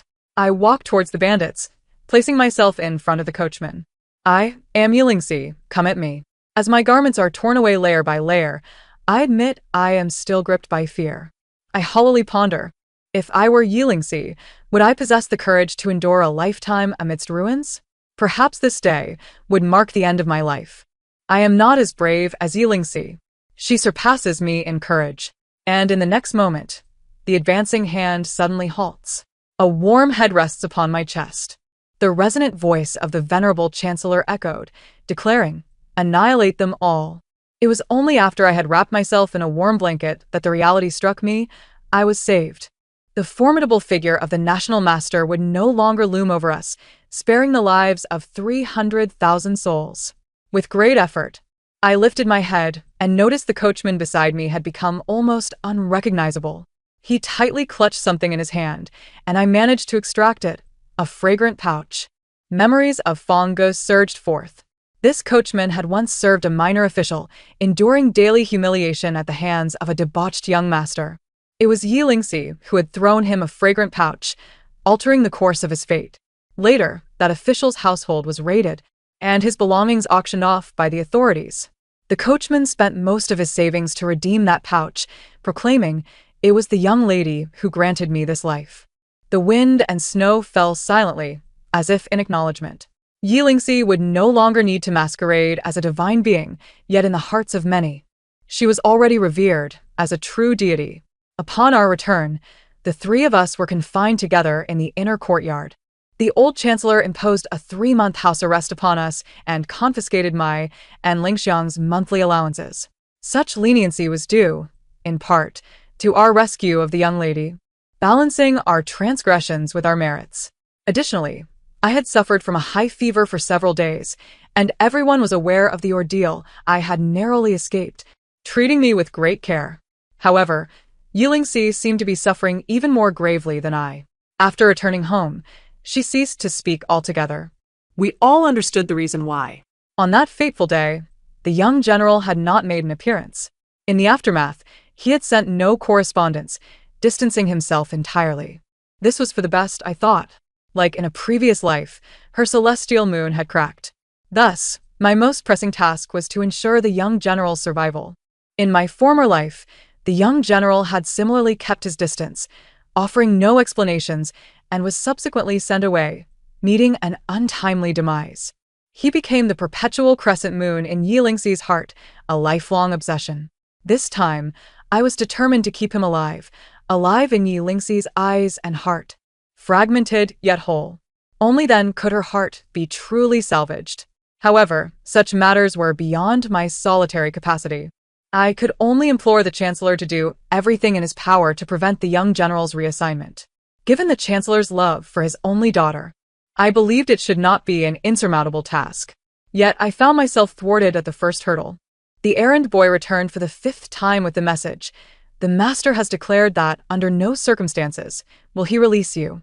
Pleas for clemency are futile. No matter how I explained, the Chancellor remained unconvinced that my intentions were of grave importance, dismissing them as mere whims of the young lady trying to charm him. I was beside myself with anxiety. Just then, rumors began to circulate throughout the capital, alleging that Yilingxi had been violated by bandits. I nearly overturned the medicine bowl in shock. The fact that such news had reached the inner courtyard indicated that it was common knowledge. This event had never transpired. An alarming thought struck me. If, as my sister had suggested, the bandits and the rumors were part of a meticulously orchestrated scheme, then the tragic arc of a woman's joys and sorrows intertwined with the decline of a dynasty, could it truly be that every step was calculated? The Chancellor had evidently come to a similar realization. He summoned someone to find me. As soon as I stepped into his study, he wasted no time. Did anything seem amiss that day? I took a bold approach, kneeling before him. I suspect that the young general conspired with an influential figure, attempting to undermine the prospective princess. Instantly, all the servants fell to their knees. The Chancellor hurled his teacup at me, exclaiming, "What blasphemous words are you uttering? Have you lost your mind, not knowing the consequences of slandering nobility?" I pressed my forehead to the ground in silence. After a prolonged moment, the venerable Chancellor regained his composure and dismissed everyone else. "You mentioned a conspiracy. What did you discover?" I maintained my kneeling position. On the way back that day, feeling dizzy, I lifted the curtain for fresh air, only to find the common folk by the roadside wearing hostile expressions, whispering and pointing. The situation was, of course, fabricated. But it mattered little. I continued to weave my tale. Surely, arrangements had already been made then, waiting for the young lady to be humiliated so that rumors could spread, leaving the entire Chancellor's household without respite. After a long silence, the Chancellor's voice seemed to age further. "Stand and speak." I rose, gazing at his contemplative visage. Yilingxi was his only daughter. I could only imagine the profound blow this would have dealt him in a previous life. Seizing the moment, I pressed on. "I humbly request one thing from you, my lord. Speak freely." I lifted my gaze, speaking earnestly. I had yet another dream yesterday. In this dream, the young general was suddenly reassigned and met an untimely death under mysterious circumstances. The Chancellor paused, his teacup trembling in his hand, spilling its contents. During the last rescue, I had used dreams as a pretext to secure my survival. The young lady and the general share a bond. Their inability to meet or clarify matters means the young general's death will haunt the young lady for life. She will be melancholic, unable to find peace. Observing that the Chancellor did not reprimand me, I knelt again, pressing my forehead to the ground until blood welled up. "I implore you, my lord, at this critical juncture, you must ensure that the young general does not perish." The old Chancellor, a man of remarkable acumen, did not trust me, yet he quickly grasped the situation. "I see now. The matter of rumors is not insurmountable. I shall handle it." He clapped his hands, instructing servants to bring forth several property deeds. "Your contribution is invaluable. Take this time to recuperate. When the Emperor issues orders for the reassignment of military officers, I will intercede. However, you must persuade Lingxi to abandon all notions of the young general and accept her identity as the prospective princess." I nodded in agreement. As I stepped out, he called me back. "You need not secretly read Lingxi's books anymore. You are permitted to serve as her companion reader, while also keeping an eye on her. Remember, tread carefully." Joy surged within me. I was indeed quite proficient in my studies, being a legitimate daughter of an official family. Yet, this opportunity presented a chance for deeper engagement and understanding of the current elite in the capital. After a fortnight of recuperation, the Chancellor lifted our house arrest. The trajectory of the young general's fate also shifted. This time, he did not die, nor did he feign death. Remaining in the capital, he began seeking ways to send messages and request meetings. The contrast with his previous silence was stark. The Chancellor, realizing that this final encounter should be encouraged rather than obstructed, did not intervene further, only increasing the presence of covert guards. However, Yilingxi chose not to meet him this time. This was not a negative development. The distinction between choosing not to meet and being unable to meet was vast. Perhaps after these days of reflection, the weight of that youthful, radiant moonlight had subtly altered. Subsequently, I began accompanying Yi Lingxi into the palace for regular study sessions as her reading companion. The noble young ladies convened in the Ziyuan Hall, where the crown prince's tutor personally instructed them. Such an environment was rife with rivalry. The noble women engaged in secret comparisons of garments and jewelry, or banded together to belittle the daughters of minor officials. Previously, Yi Lingxi had been the center of admiration, as the chancellor ranked just beneath the emperor. Yet now, having fallen victim to rumors, she faced isolation. Some audacious individuals even dared to whisper behind her back. They were adept at reading the winds and shifting their allegiances. To this, I remained noncommittal, even finding it somewhat amusing. Yi Lingxi was capable of devising the divine maiden narrative even in dire circumstances, having ascended to the pinnacle of female power.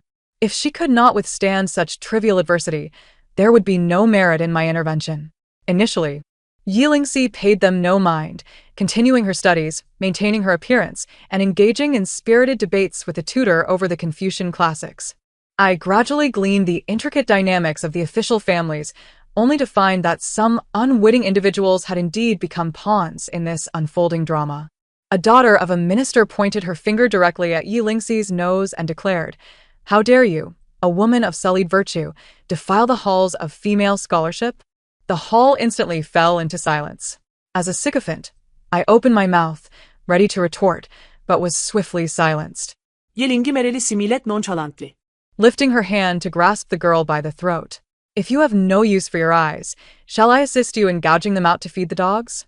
Others attempted to intervene, only to receive 2 swift slaps from her. "Did your father instruct you to speak such words?" "So, the Vice Minister of Justice has long harbored discontent towards the Chancellor, has he not? Or are you merely intent on ruining my fate to seize it for yourself?" With just a few light words, she cast grave accusations, the implications of which could lead to loss of office and confiscation of property. Soon, those of lower rank began to steer clear of her. For the first time, I witnessed the vibrant essence of Yi Lingxi.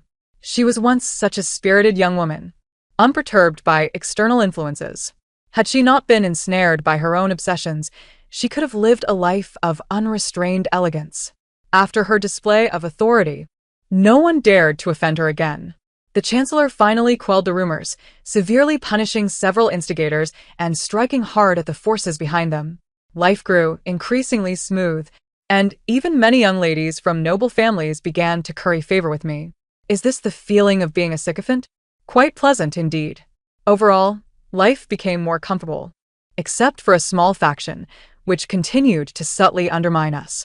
Among them was none other than the younger sister of the young general, Qin Shining.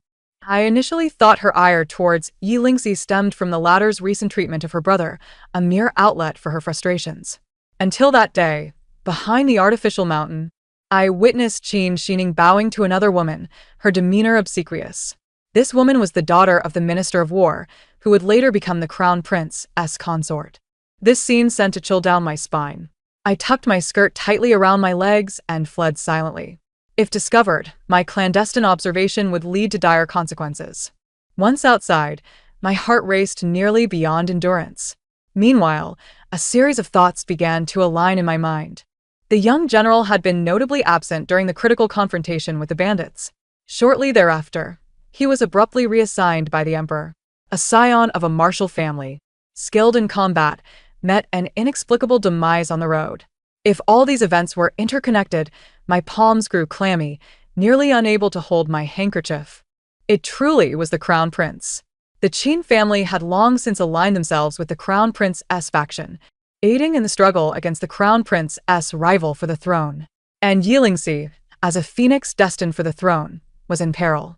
I feared that the young general, who later met his untimely end, was merely a pawn used to gravely wound the future Crown Princess, both physically and psychologically.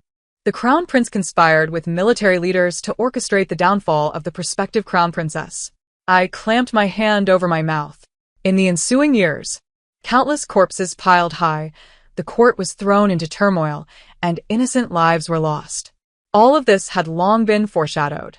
I suddenly felt immense relief, grateful that I had managed to alert the Chancellor and prevent the reassignment. Had I recklessly acted on my own accord, the consequences would have been unimaginable. I spent the night forcing myself to regain my composure. Such grave matters could not be directly exposed. The Qin family outwardly maintained their loyalty to the throne, refraining from any involvement in disputes. Manipulating public sentiment, indeed, is the most astute form of power play. I needed evidence. The last incident had compelled the Chancellor to act, but without proof, regardless of whether he believed me this time, he would suspect ulterior motives. I observed the Ji Yuan Hall for several days, finally awaiting my opportunity. On this day, while Yi Lingxi discussed an article with the Grand Tutor, Qin Shining coldly interjected with a few barbed comments. In matters of scholarship, Yi Lingxi never conceded, and soon their exchange escalated into a quarrel. Such incidents occurred every few days, but this time, I stoked the flames. With arms crossed, I scrutinized Qin Shining with a sycophantic air, repeatedly aggressive. No wonder you remain unmarried. Well, the daughter of a martial family certainly had a fiery temperament. She swung her fist to strike me. Given my current position, I could not retaliate. I tackled her to the ground. Do not lay a hand on my lady. The scene devolved into chaos. Qin Shining kicked and hit me, while I stealthily tugged at her hair. Ultimately, the Grand Tutor, in a fit of anger, ordered everyone to leave. You may wonder what this incident had to do with the Crown Prince. Absolutely nothing. However, when the Chancellor chastised me in front of Yi Lingxi for my lack of decorum that day, I opened my palm. There, quietly rested a half-broken hairpin. I respectfully presented it to the Chancellor. This was inadvertently taken from Miss Qin's head. Might the esteemed sir recognize this material? The old Chancellor examined the hairpin closely. You question me about a young lady's trinket? The outer layer is merely ordinary white jade. The inner layer has a hint of pink, which should be in the next moment. Everyone's expression shifted. Yi Lingxi, gripping the tea table, nearly toppled over. Is it hibiscus jade? The old Chancellor, equally astonished, faltered in his speech. Hibiscus jade is exclusively produced in Hibiscus County, with the finest specimens offered only to the palace. Very few are released to the outside world, and those are of inferior quality. And this Hibiscus County, I completed the unspoken thought, is the fief of the Crown Prince. The old Chancellor downed his cup of tea in one gulp. Indeed. Thanks to that plum blossom hairpin, I instantly recognized the material of hibiscus jade. Unlike 60 years later, at this time, hibiscus jade was exceedingly rare and precious.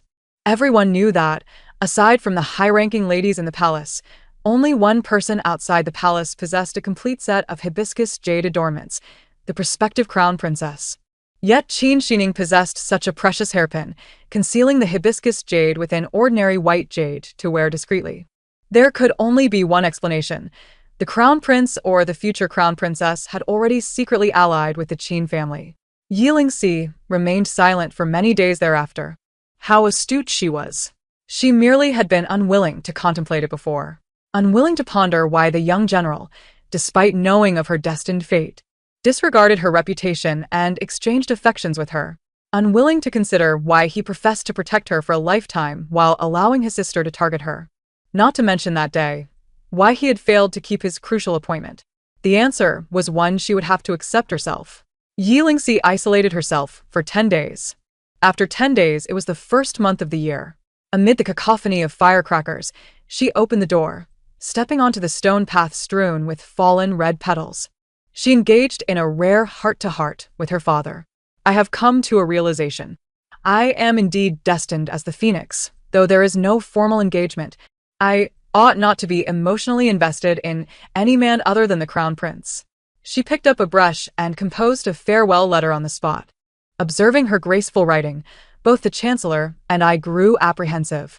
Are you truly certain you do not wish to see him one last time, to resolve your feelings? She smiled as she folded the farewell letter. Having genuinely loved during the prime of youth is already sufficient. Yet I could see that beneath the paper, her hand trembled. The young general's betrayal weighed heavily upon her, so heavy that it intertwined with the fate of the nation, destined to transform them into adversaries. The Chancellor sighed. Were I in her position, I too would find it unbearable. She was far stronger than I. Yet a lingering discontent gnawed at me. Her brow had not thawed. She did not truly believe and accept the young general's betrayal. She merely perceived that they had been forced to take opposing sides. She had not relinquished her love. She had simply chosen to sacrifice her feelings for the greater good of her country. This was not right. What essential difference is there between this life and the last? I yearned to rescue her, to save her utterly. After much contemplation, I concluded that she must meet the young general.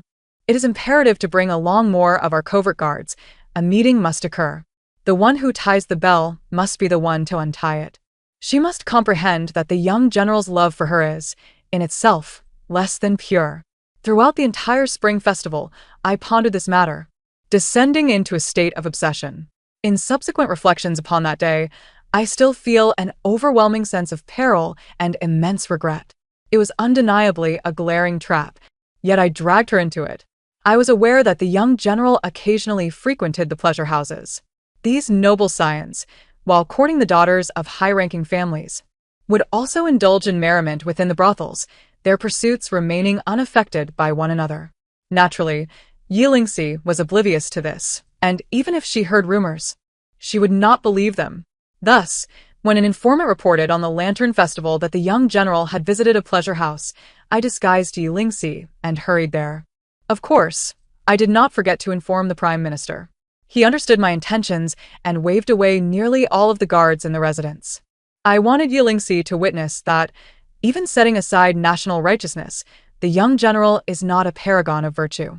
However, once inside the pleasure house, my eyelids began to twitch uncontrollably. Details that had been overlooked clamored for attention.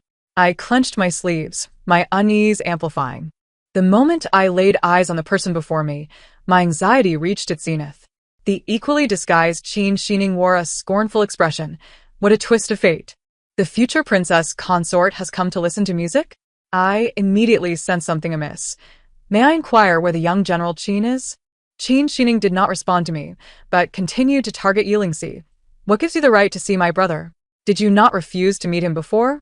Why the sudden eagerness now? Yilingsi's expression remained unchanged. Is he here? What does it matter to you? Even if my brother entertains 3 women at night, what can you do about it? Let me tell you. Yelingi abruptly seized winning. The latter's expression turned to one of evident panic. What are you doing? Did I strike a nerve? You cannot act this way. Which room is your brother in? Is it joy of reunion or peaceful melody? Yilingsi lifted her foot, intent on ascending the stairs. I will find him myself. In that moment, I finally recognized the anomaly. Based on Qin Shining's usual demeanor, she harbored animosity towards her brother's beloved and would undoubtedly wish to sever their bond. Thus, she should have encouraged Yilingsi to encounter him in the pleasure house, instigating conflict between them. Yet her behavior suggested a reluctance to allow us to meet the young General Qin. Only one possibility remained. When Qin Shining anxiously grasped us, Yilingsi simultaneously voiced the conclusion. Your brother is not here, is he? But why? You've lured us here for so long. What is your intention? Qin Shining finally ceased her movements. A smile appeared on her face, one I had never witnessed before. Yilingsi, you cannot fathom how envious I am of you. But that was in the past. In an instant, something detonated within my mind. I nearly shouted. All guards, return to the residence to protect the Prime Minister. Yilingsi understood as well. Luring the tiger from its lair, I seized Yilingsi, flagging down a horse and tossing down some silver as we rode back. I had never been so frightened. If the Prime Minister were assassinated by the Crown Prince's men, the lightest consequence would be the revelation of Yilingsi's secret rendezvous at the pleasure house. It would become an indelible stain. Subsequently, the Crown Prince's faction would suffer a devastating blow, and the political landscape would become unpredictable. She and everyone else would revert to a frozen state of despair. This cycle may be our last chance. I dared not think further. The root of all this lay in the struggle for the throne. Everyone, every relationship and destiny, all joy and sorrow, even my own reincarnations, converged at a singular point. Power. Suddenly, I felt suffocated. Yet time did not grant me the luxury of thought. Upon returning to the Prime Minister's residence, the inner courtyard was surrounded by hundreds of covert guards. Yilingsi nearly vomited blood. Father, the most loyal steward of the residence, lay on the ground, grievously wounded, like a rag doll. At the end of the blood trail was the old Prime Minister, visibly beaten and bound. Yilingsi raised her hand in anguish. Kill them all. But I surveyed our surroundings. Who brought you here? The Crown Prince? Or? The next moment, darkness engulfed me. A heavy hand struck my neck. When I regained my senses, I found myself bound and cast beside the Prime Minister. Yi Lingxi was held hostage, a dagger pressed against her throat. The captor was none other than the long-absent young General Qin Xian. I dared not glimpse Yi Lingxi's expression in the shadows. Qin Xian, with Yi Lingxi in his grasp, was negotiating with the old Prime Minister. I still have feelings for Lingxi. As long as you take your own life, I will not harm her in the slightest. Yi Lingxi cried out, "How dare you?" But was interrupted by the Prime Minister, whose tone was leisurely as if he were not bound and lying on the ground, but rather seated comfortably at a table sipping tea. Taking my own life is acceptable, but I would like to die with clarity. May I ask you a few questions? For some reason, hearing the Prime Minister's calm voice brought me a sense of reassurance. Qin Xian's hand holding the dagger did not waver. Go ahead. When did your family, the Qins, begin to align with the Crown Prince? Qin Xian lowered his gaze. From the moment Lingxi was given the decree of the Phoenix, I suddenly raised my head. Moreover, my father misappropriated military funds, which the Crown Prince discovered. We had no choice. The Prime Minister's thoughts raced faster than mine. Yet even if the Crown Prince becomes emperor, Lingxi would never marry you. Why would you? At this point, it was as if a thunderbolt shattered my consciousness. So, the bandits were your doing. Yi Lingxi's tears finally fell. From the very beginning, you harbored ulterior motives towards me. Qin Xian momentarily faltered. No, Lingxi, my feelings for you are genuine. But you are the Phoenix decree, and I cannot marry you. It is the Crown Prince who offered me the opportunity. He said that once the coup succeeds, he would bestow you upon me. I understood. He intended to use the bandits to tarnish Yi Lingxi's purity, deal a blow to the Prime Minister and the Crown Prince's faction. Then, should the Crown Prince's plan succeed, he would use Yi Lingxi's compromised virtue as a pretext to strip her of her status as the Crown Princess and bestow her upon Qin Xian. Everything would fall into place, yet no one cared about the tragic fate of a girl turned into a political pawn, her joys and sorrows disregarded. Yi Lingxi posed the same question. So your feelings for me are genuine, yet you wish to destroy my purity, my reputation, and the fate of my entire family? Qin Xian embraced her tightly. I do not care about your purity. Lingxi, being together is enough for us, is it not? I felt a twitch at the corner of my mouth. What a deft evasion of the issue. In essence, he treated women merely as accessories. Yelingi cehaset her yipin. She lifted her head, and I could not discern her expression. Marry me and then what? Will you bring home your courtesan from the pleasure house as a concubine, so that I may serve you alongside her? How could that be? Qin Xian blurted out. I could never bring such a woman into my household. The world suddenly fell silent. I watched as the snow fell silently outside the window. The pure white settled on the ground, rotting and melting, emitting a hissing sound. Yi Lingxi's youthful radiance, too, in that moment, utterly decayed. You see, this is your innermost thought. Yi Lingxi rested her chin upon the shoulder of the young general, declaring, a worn-out shoe, ridden by thousands, is unworthy of you. The destroyed version of me would be no different. At an angle where he could not see, she withdrew the sharp hairpin from her head. Qin Xian, you truly have not uttered a single honest word. In the next moment, the dagger in Qin Xian's hand clattered to the ground. The sound of flesh being pierced resonated. Yi Lingxi plunged the hairpin deep into Qin Xian's neck. Fortunately, the person I admire is not one like you. At this juncture, the Prime Minister shouted, fire arrows, kill, without mercy. Suddenly, countless archers appeared in the outer courtyard. A dense array of arrows reflected a fierce light. Layer upon layer, they formed countless circles in the air. I felt as if numerous cycles converged into a single point, drawing an invisible line that led to Qin Xian, the one who had ruined Yi Lingxi's life and the fate of the entire dynasty. Finally, at this moment, a rain of arrows pierced through the heart. Dozens had already emerged from the concealed chambers of the study, shielding us with their shields. Dusk descended precisely at this moment. In the capital during the Lantern Festival, brilliant fireworks ascended into the night sky. Crackling sounds filled the air, and it felt as though the world had paused. A golden rain enveloped the entire realm. At this moment, I finally beheld the prosperous world I had longed for. The ice melted, the snow dissipated, and the landscape was picturesque. The girl caught in the whirlpool of fate finally emerged from the storm.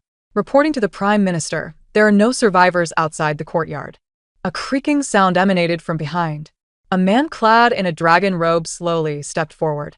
Both Yi Lingxi and I were taken aback, quickly dropping to our knees. Yet the old Prime Minister remained unfazed, reporting to Your Majesty, the witness is dead. The Emperor spoke with calm composure. Issue the order. The eldest prince has committed treason. Seize the entire estate. If there is resistance, execute on the spot. Silence enveloped the room. However, I knew that many had already mobilized from the unseen shadows. Once, there was a national master who, due to leaking alchemical materials, poisoned 30,000 people. Once, there was a prince who, in his quest to nurture an army, plundered the people's resources, leaving the populace in a state of starvation. Once, there was a palace coup that resulted in mountains of corpses. But from this day forth, the past shall no longer persist. There will no longer be a girl who kneels and bows to secure her purity and her family's fate. She will not be shackled by obsession, waiting indefinitely for a moment that may never come. She can finally age gracefully, like many others who find happiness. The concluding tasks progressed exceptionally smoothly. Under the Emperor's intervention, rumors dissipated entirely.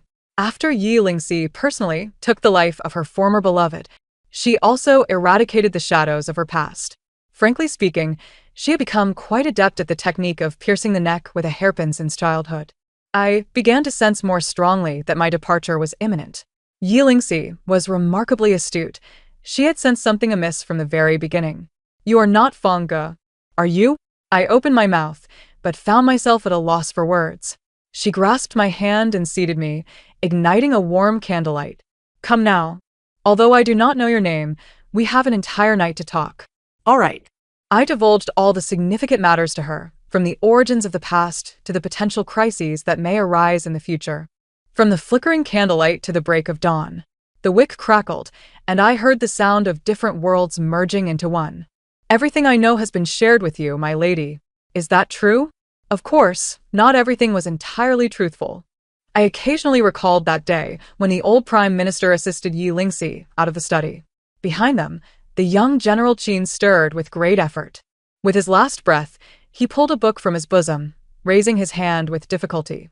For Lingxi, that was their token of love. I sighed. Ultimately, he had loved. I accepted the book. You may rest easy now. Then, in his gaze, I retrieved a fire starter. After igniting it, I tossed it back into his embrace. She no longer needs it. I turned and departed, the flames gradually consuming him. However, such trivial details need not be elaborated upon, right? My memory fails me. I cannot retain it all. After an intimate conversation with Yi Lingxi, I felt my body growing lighter. I understood that my mission was complete. Yi Lingxi sensed it keenly as well. She held my hand.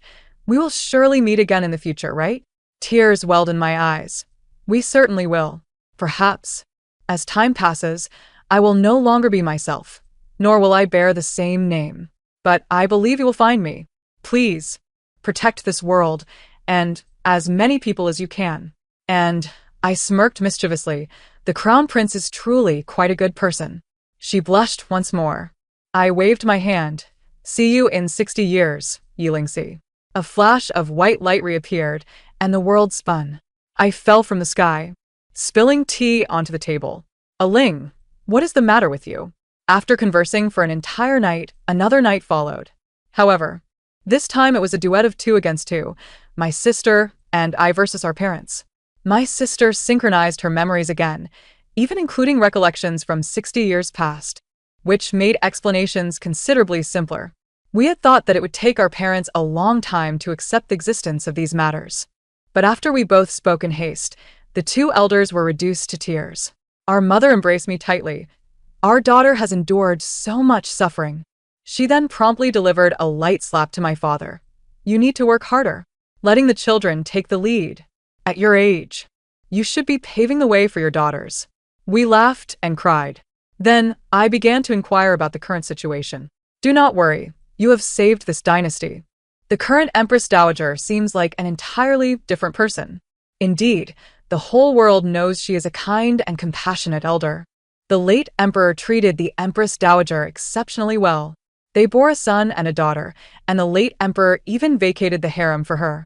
He believed that having only one son would eliminate disputes over succession, reducing many troubles. The emperor is no longer of the same temperament. No one disputes that he is a wise ruler.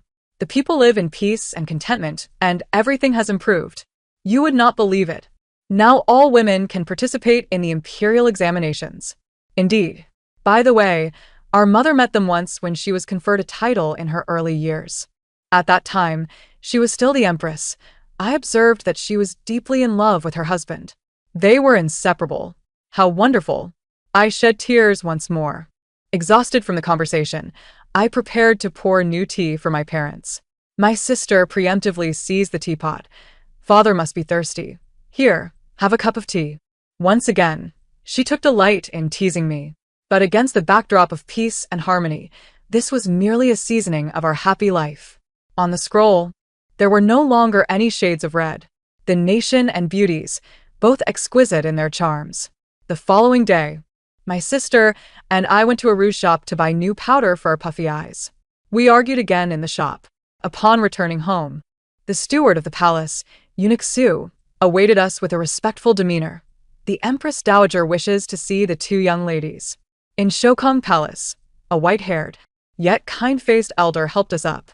Get up, sit down. We felt an immediate sense of familiarity. Beside her sat another elder of the same age. She nodded. I am Fong Ge. My visions suddenly blurred once more. The Empress Dowager presented me with a handkerchief, her countenance radiant with a smile. I believe we four shall have much to converse about. End of main text. Epilogue. On the day of Yan Junling's departure, Yi Lingxi presumed she would be unable to find solace in sleep. Yet, she was enveloped in a dream. She beheld her former self in a past life. It was a remarkable sensation. Though her consciousness was astutely aware, she could not rouse herself. When listening to Yan Junling recount her own tragedy, she had felt no sense of immersion. Yet at that moment, witnessing her past self being torn asunder by bandits, it felt akin to plunging into the abyss of the ocean. She fought desperately against the void, imploring the bandits, "Release me." Yet she could only observe herself, reduced to a mere puddle of despair. Why could she not see? That man had never possessed true sincerity. Yet she had wagered her entire existence for him. She watched her former self transform after becoming pregnant, as if she had morphed into an entirely different person. She began to regard everyone with suspicion, including her own father. Had it not been for him, how could she have borne the burden of the phoenix's fate? Fear blossomed within her. If her father were to discover the truth, would he abandon her as well? She reached a decision. On the day of the first snow in the capital, at the sacrificial altar, she donned a delicate white dress and bowed with every step, using mechanisms of her own design to declare her identity as a goddess. The wind and snow encircled her, forming a still circle around her. From that moment forth, she could never escape that circle. The flickering candlelight on the altar cast shadows. Heavily pregnant, she wed her destined husband. Suddenly, she recalled Yan Junling's words. How could she have failed to realize? She played the role of a goddess, extinguishing the national master. She believed she had not wronged anyone apart from that wayward child. Yet she had inflicted the deepest wounds upon her closest companion.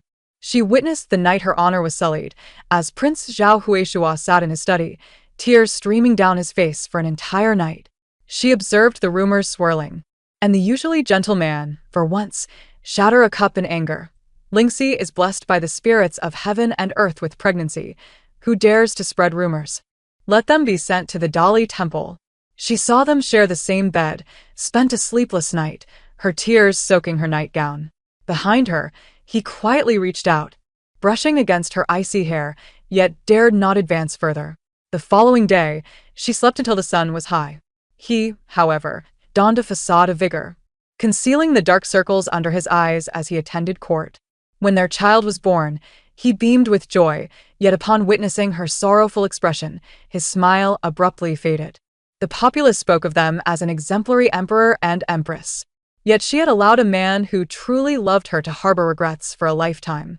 A century of marriage, growing old together, mutual respect, yet they had never truly known one another. Why not take a chance? She pondered. Why not attempt to at least not disappoint the person before her? Upon awakening the next day, she unusually adorned herself in full makeup. The carriage halted at the Eastern Palace. She smiled gently, her eyes sparkling like stars. "Might His Highness, the Prince, grant me a cup of tea?" A sudden sound echoed, the prince's book slipping from his hands. He fumbled to adjust his disheveled hairpiece. "Ah, it is Miss Yilingsi." "Yes, yes. I shall brew tea at once." Foolish boy. He could hardly suppress his grin. She surveyed the vibrant spring scenery, reflecting that residing here was not so bad after all. After all, he did not take concubines. It was still better than that Qin Xian. Let love blossom after marriage. 3 years later, the emperor passed away. She was adorned with a phoenix crown and bridal attire by his own hands. During the coronation ceremony, fatigue weighed heavily upon her, nearly preventing her from standing upright. That insufferable man sought to wear her out further. She helplessly pushed away his wandering hand. The most esteemed man in the realm instantly transformed into a cast-off pup. Thus, she revealed the truth to him. "I am with child. It is unwise to share a bed." Have you ever witnessed an emperor jogging at night? A man clad in bright yellow nightwear, running 3 laps in the imperial garden, calling out, "I am to be a father." The palace attendants chased after him, cloaks in hand. Foolish man. The husband he inherited was the ruler of a peaceful era. In the past, he could not reverse the tide of turmoil.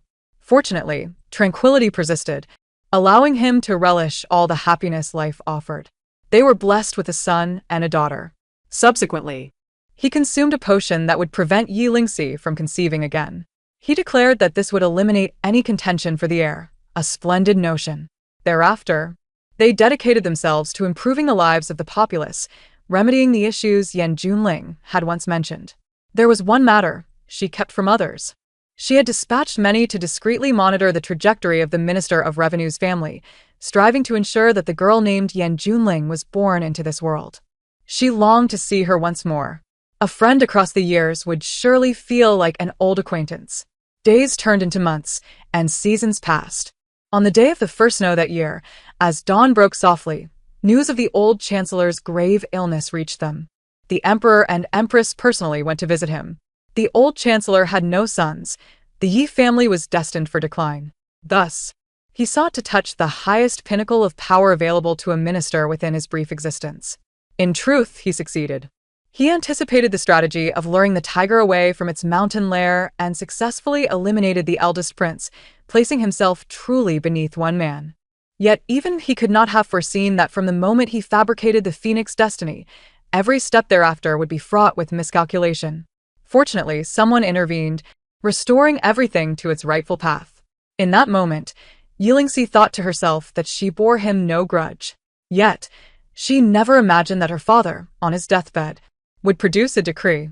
The late emperor once secretly divined the fate of the nation. The master foretold that a girl born on the 6th day of the 6th lunar month would influence the fortune of the realm for 60 years.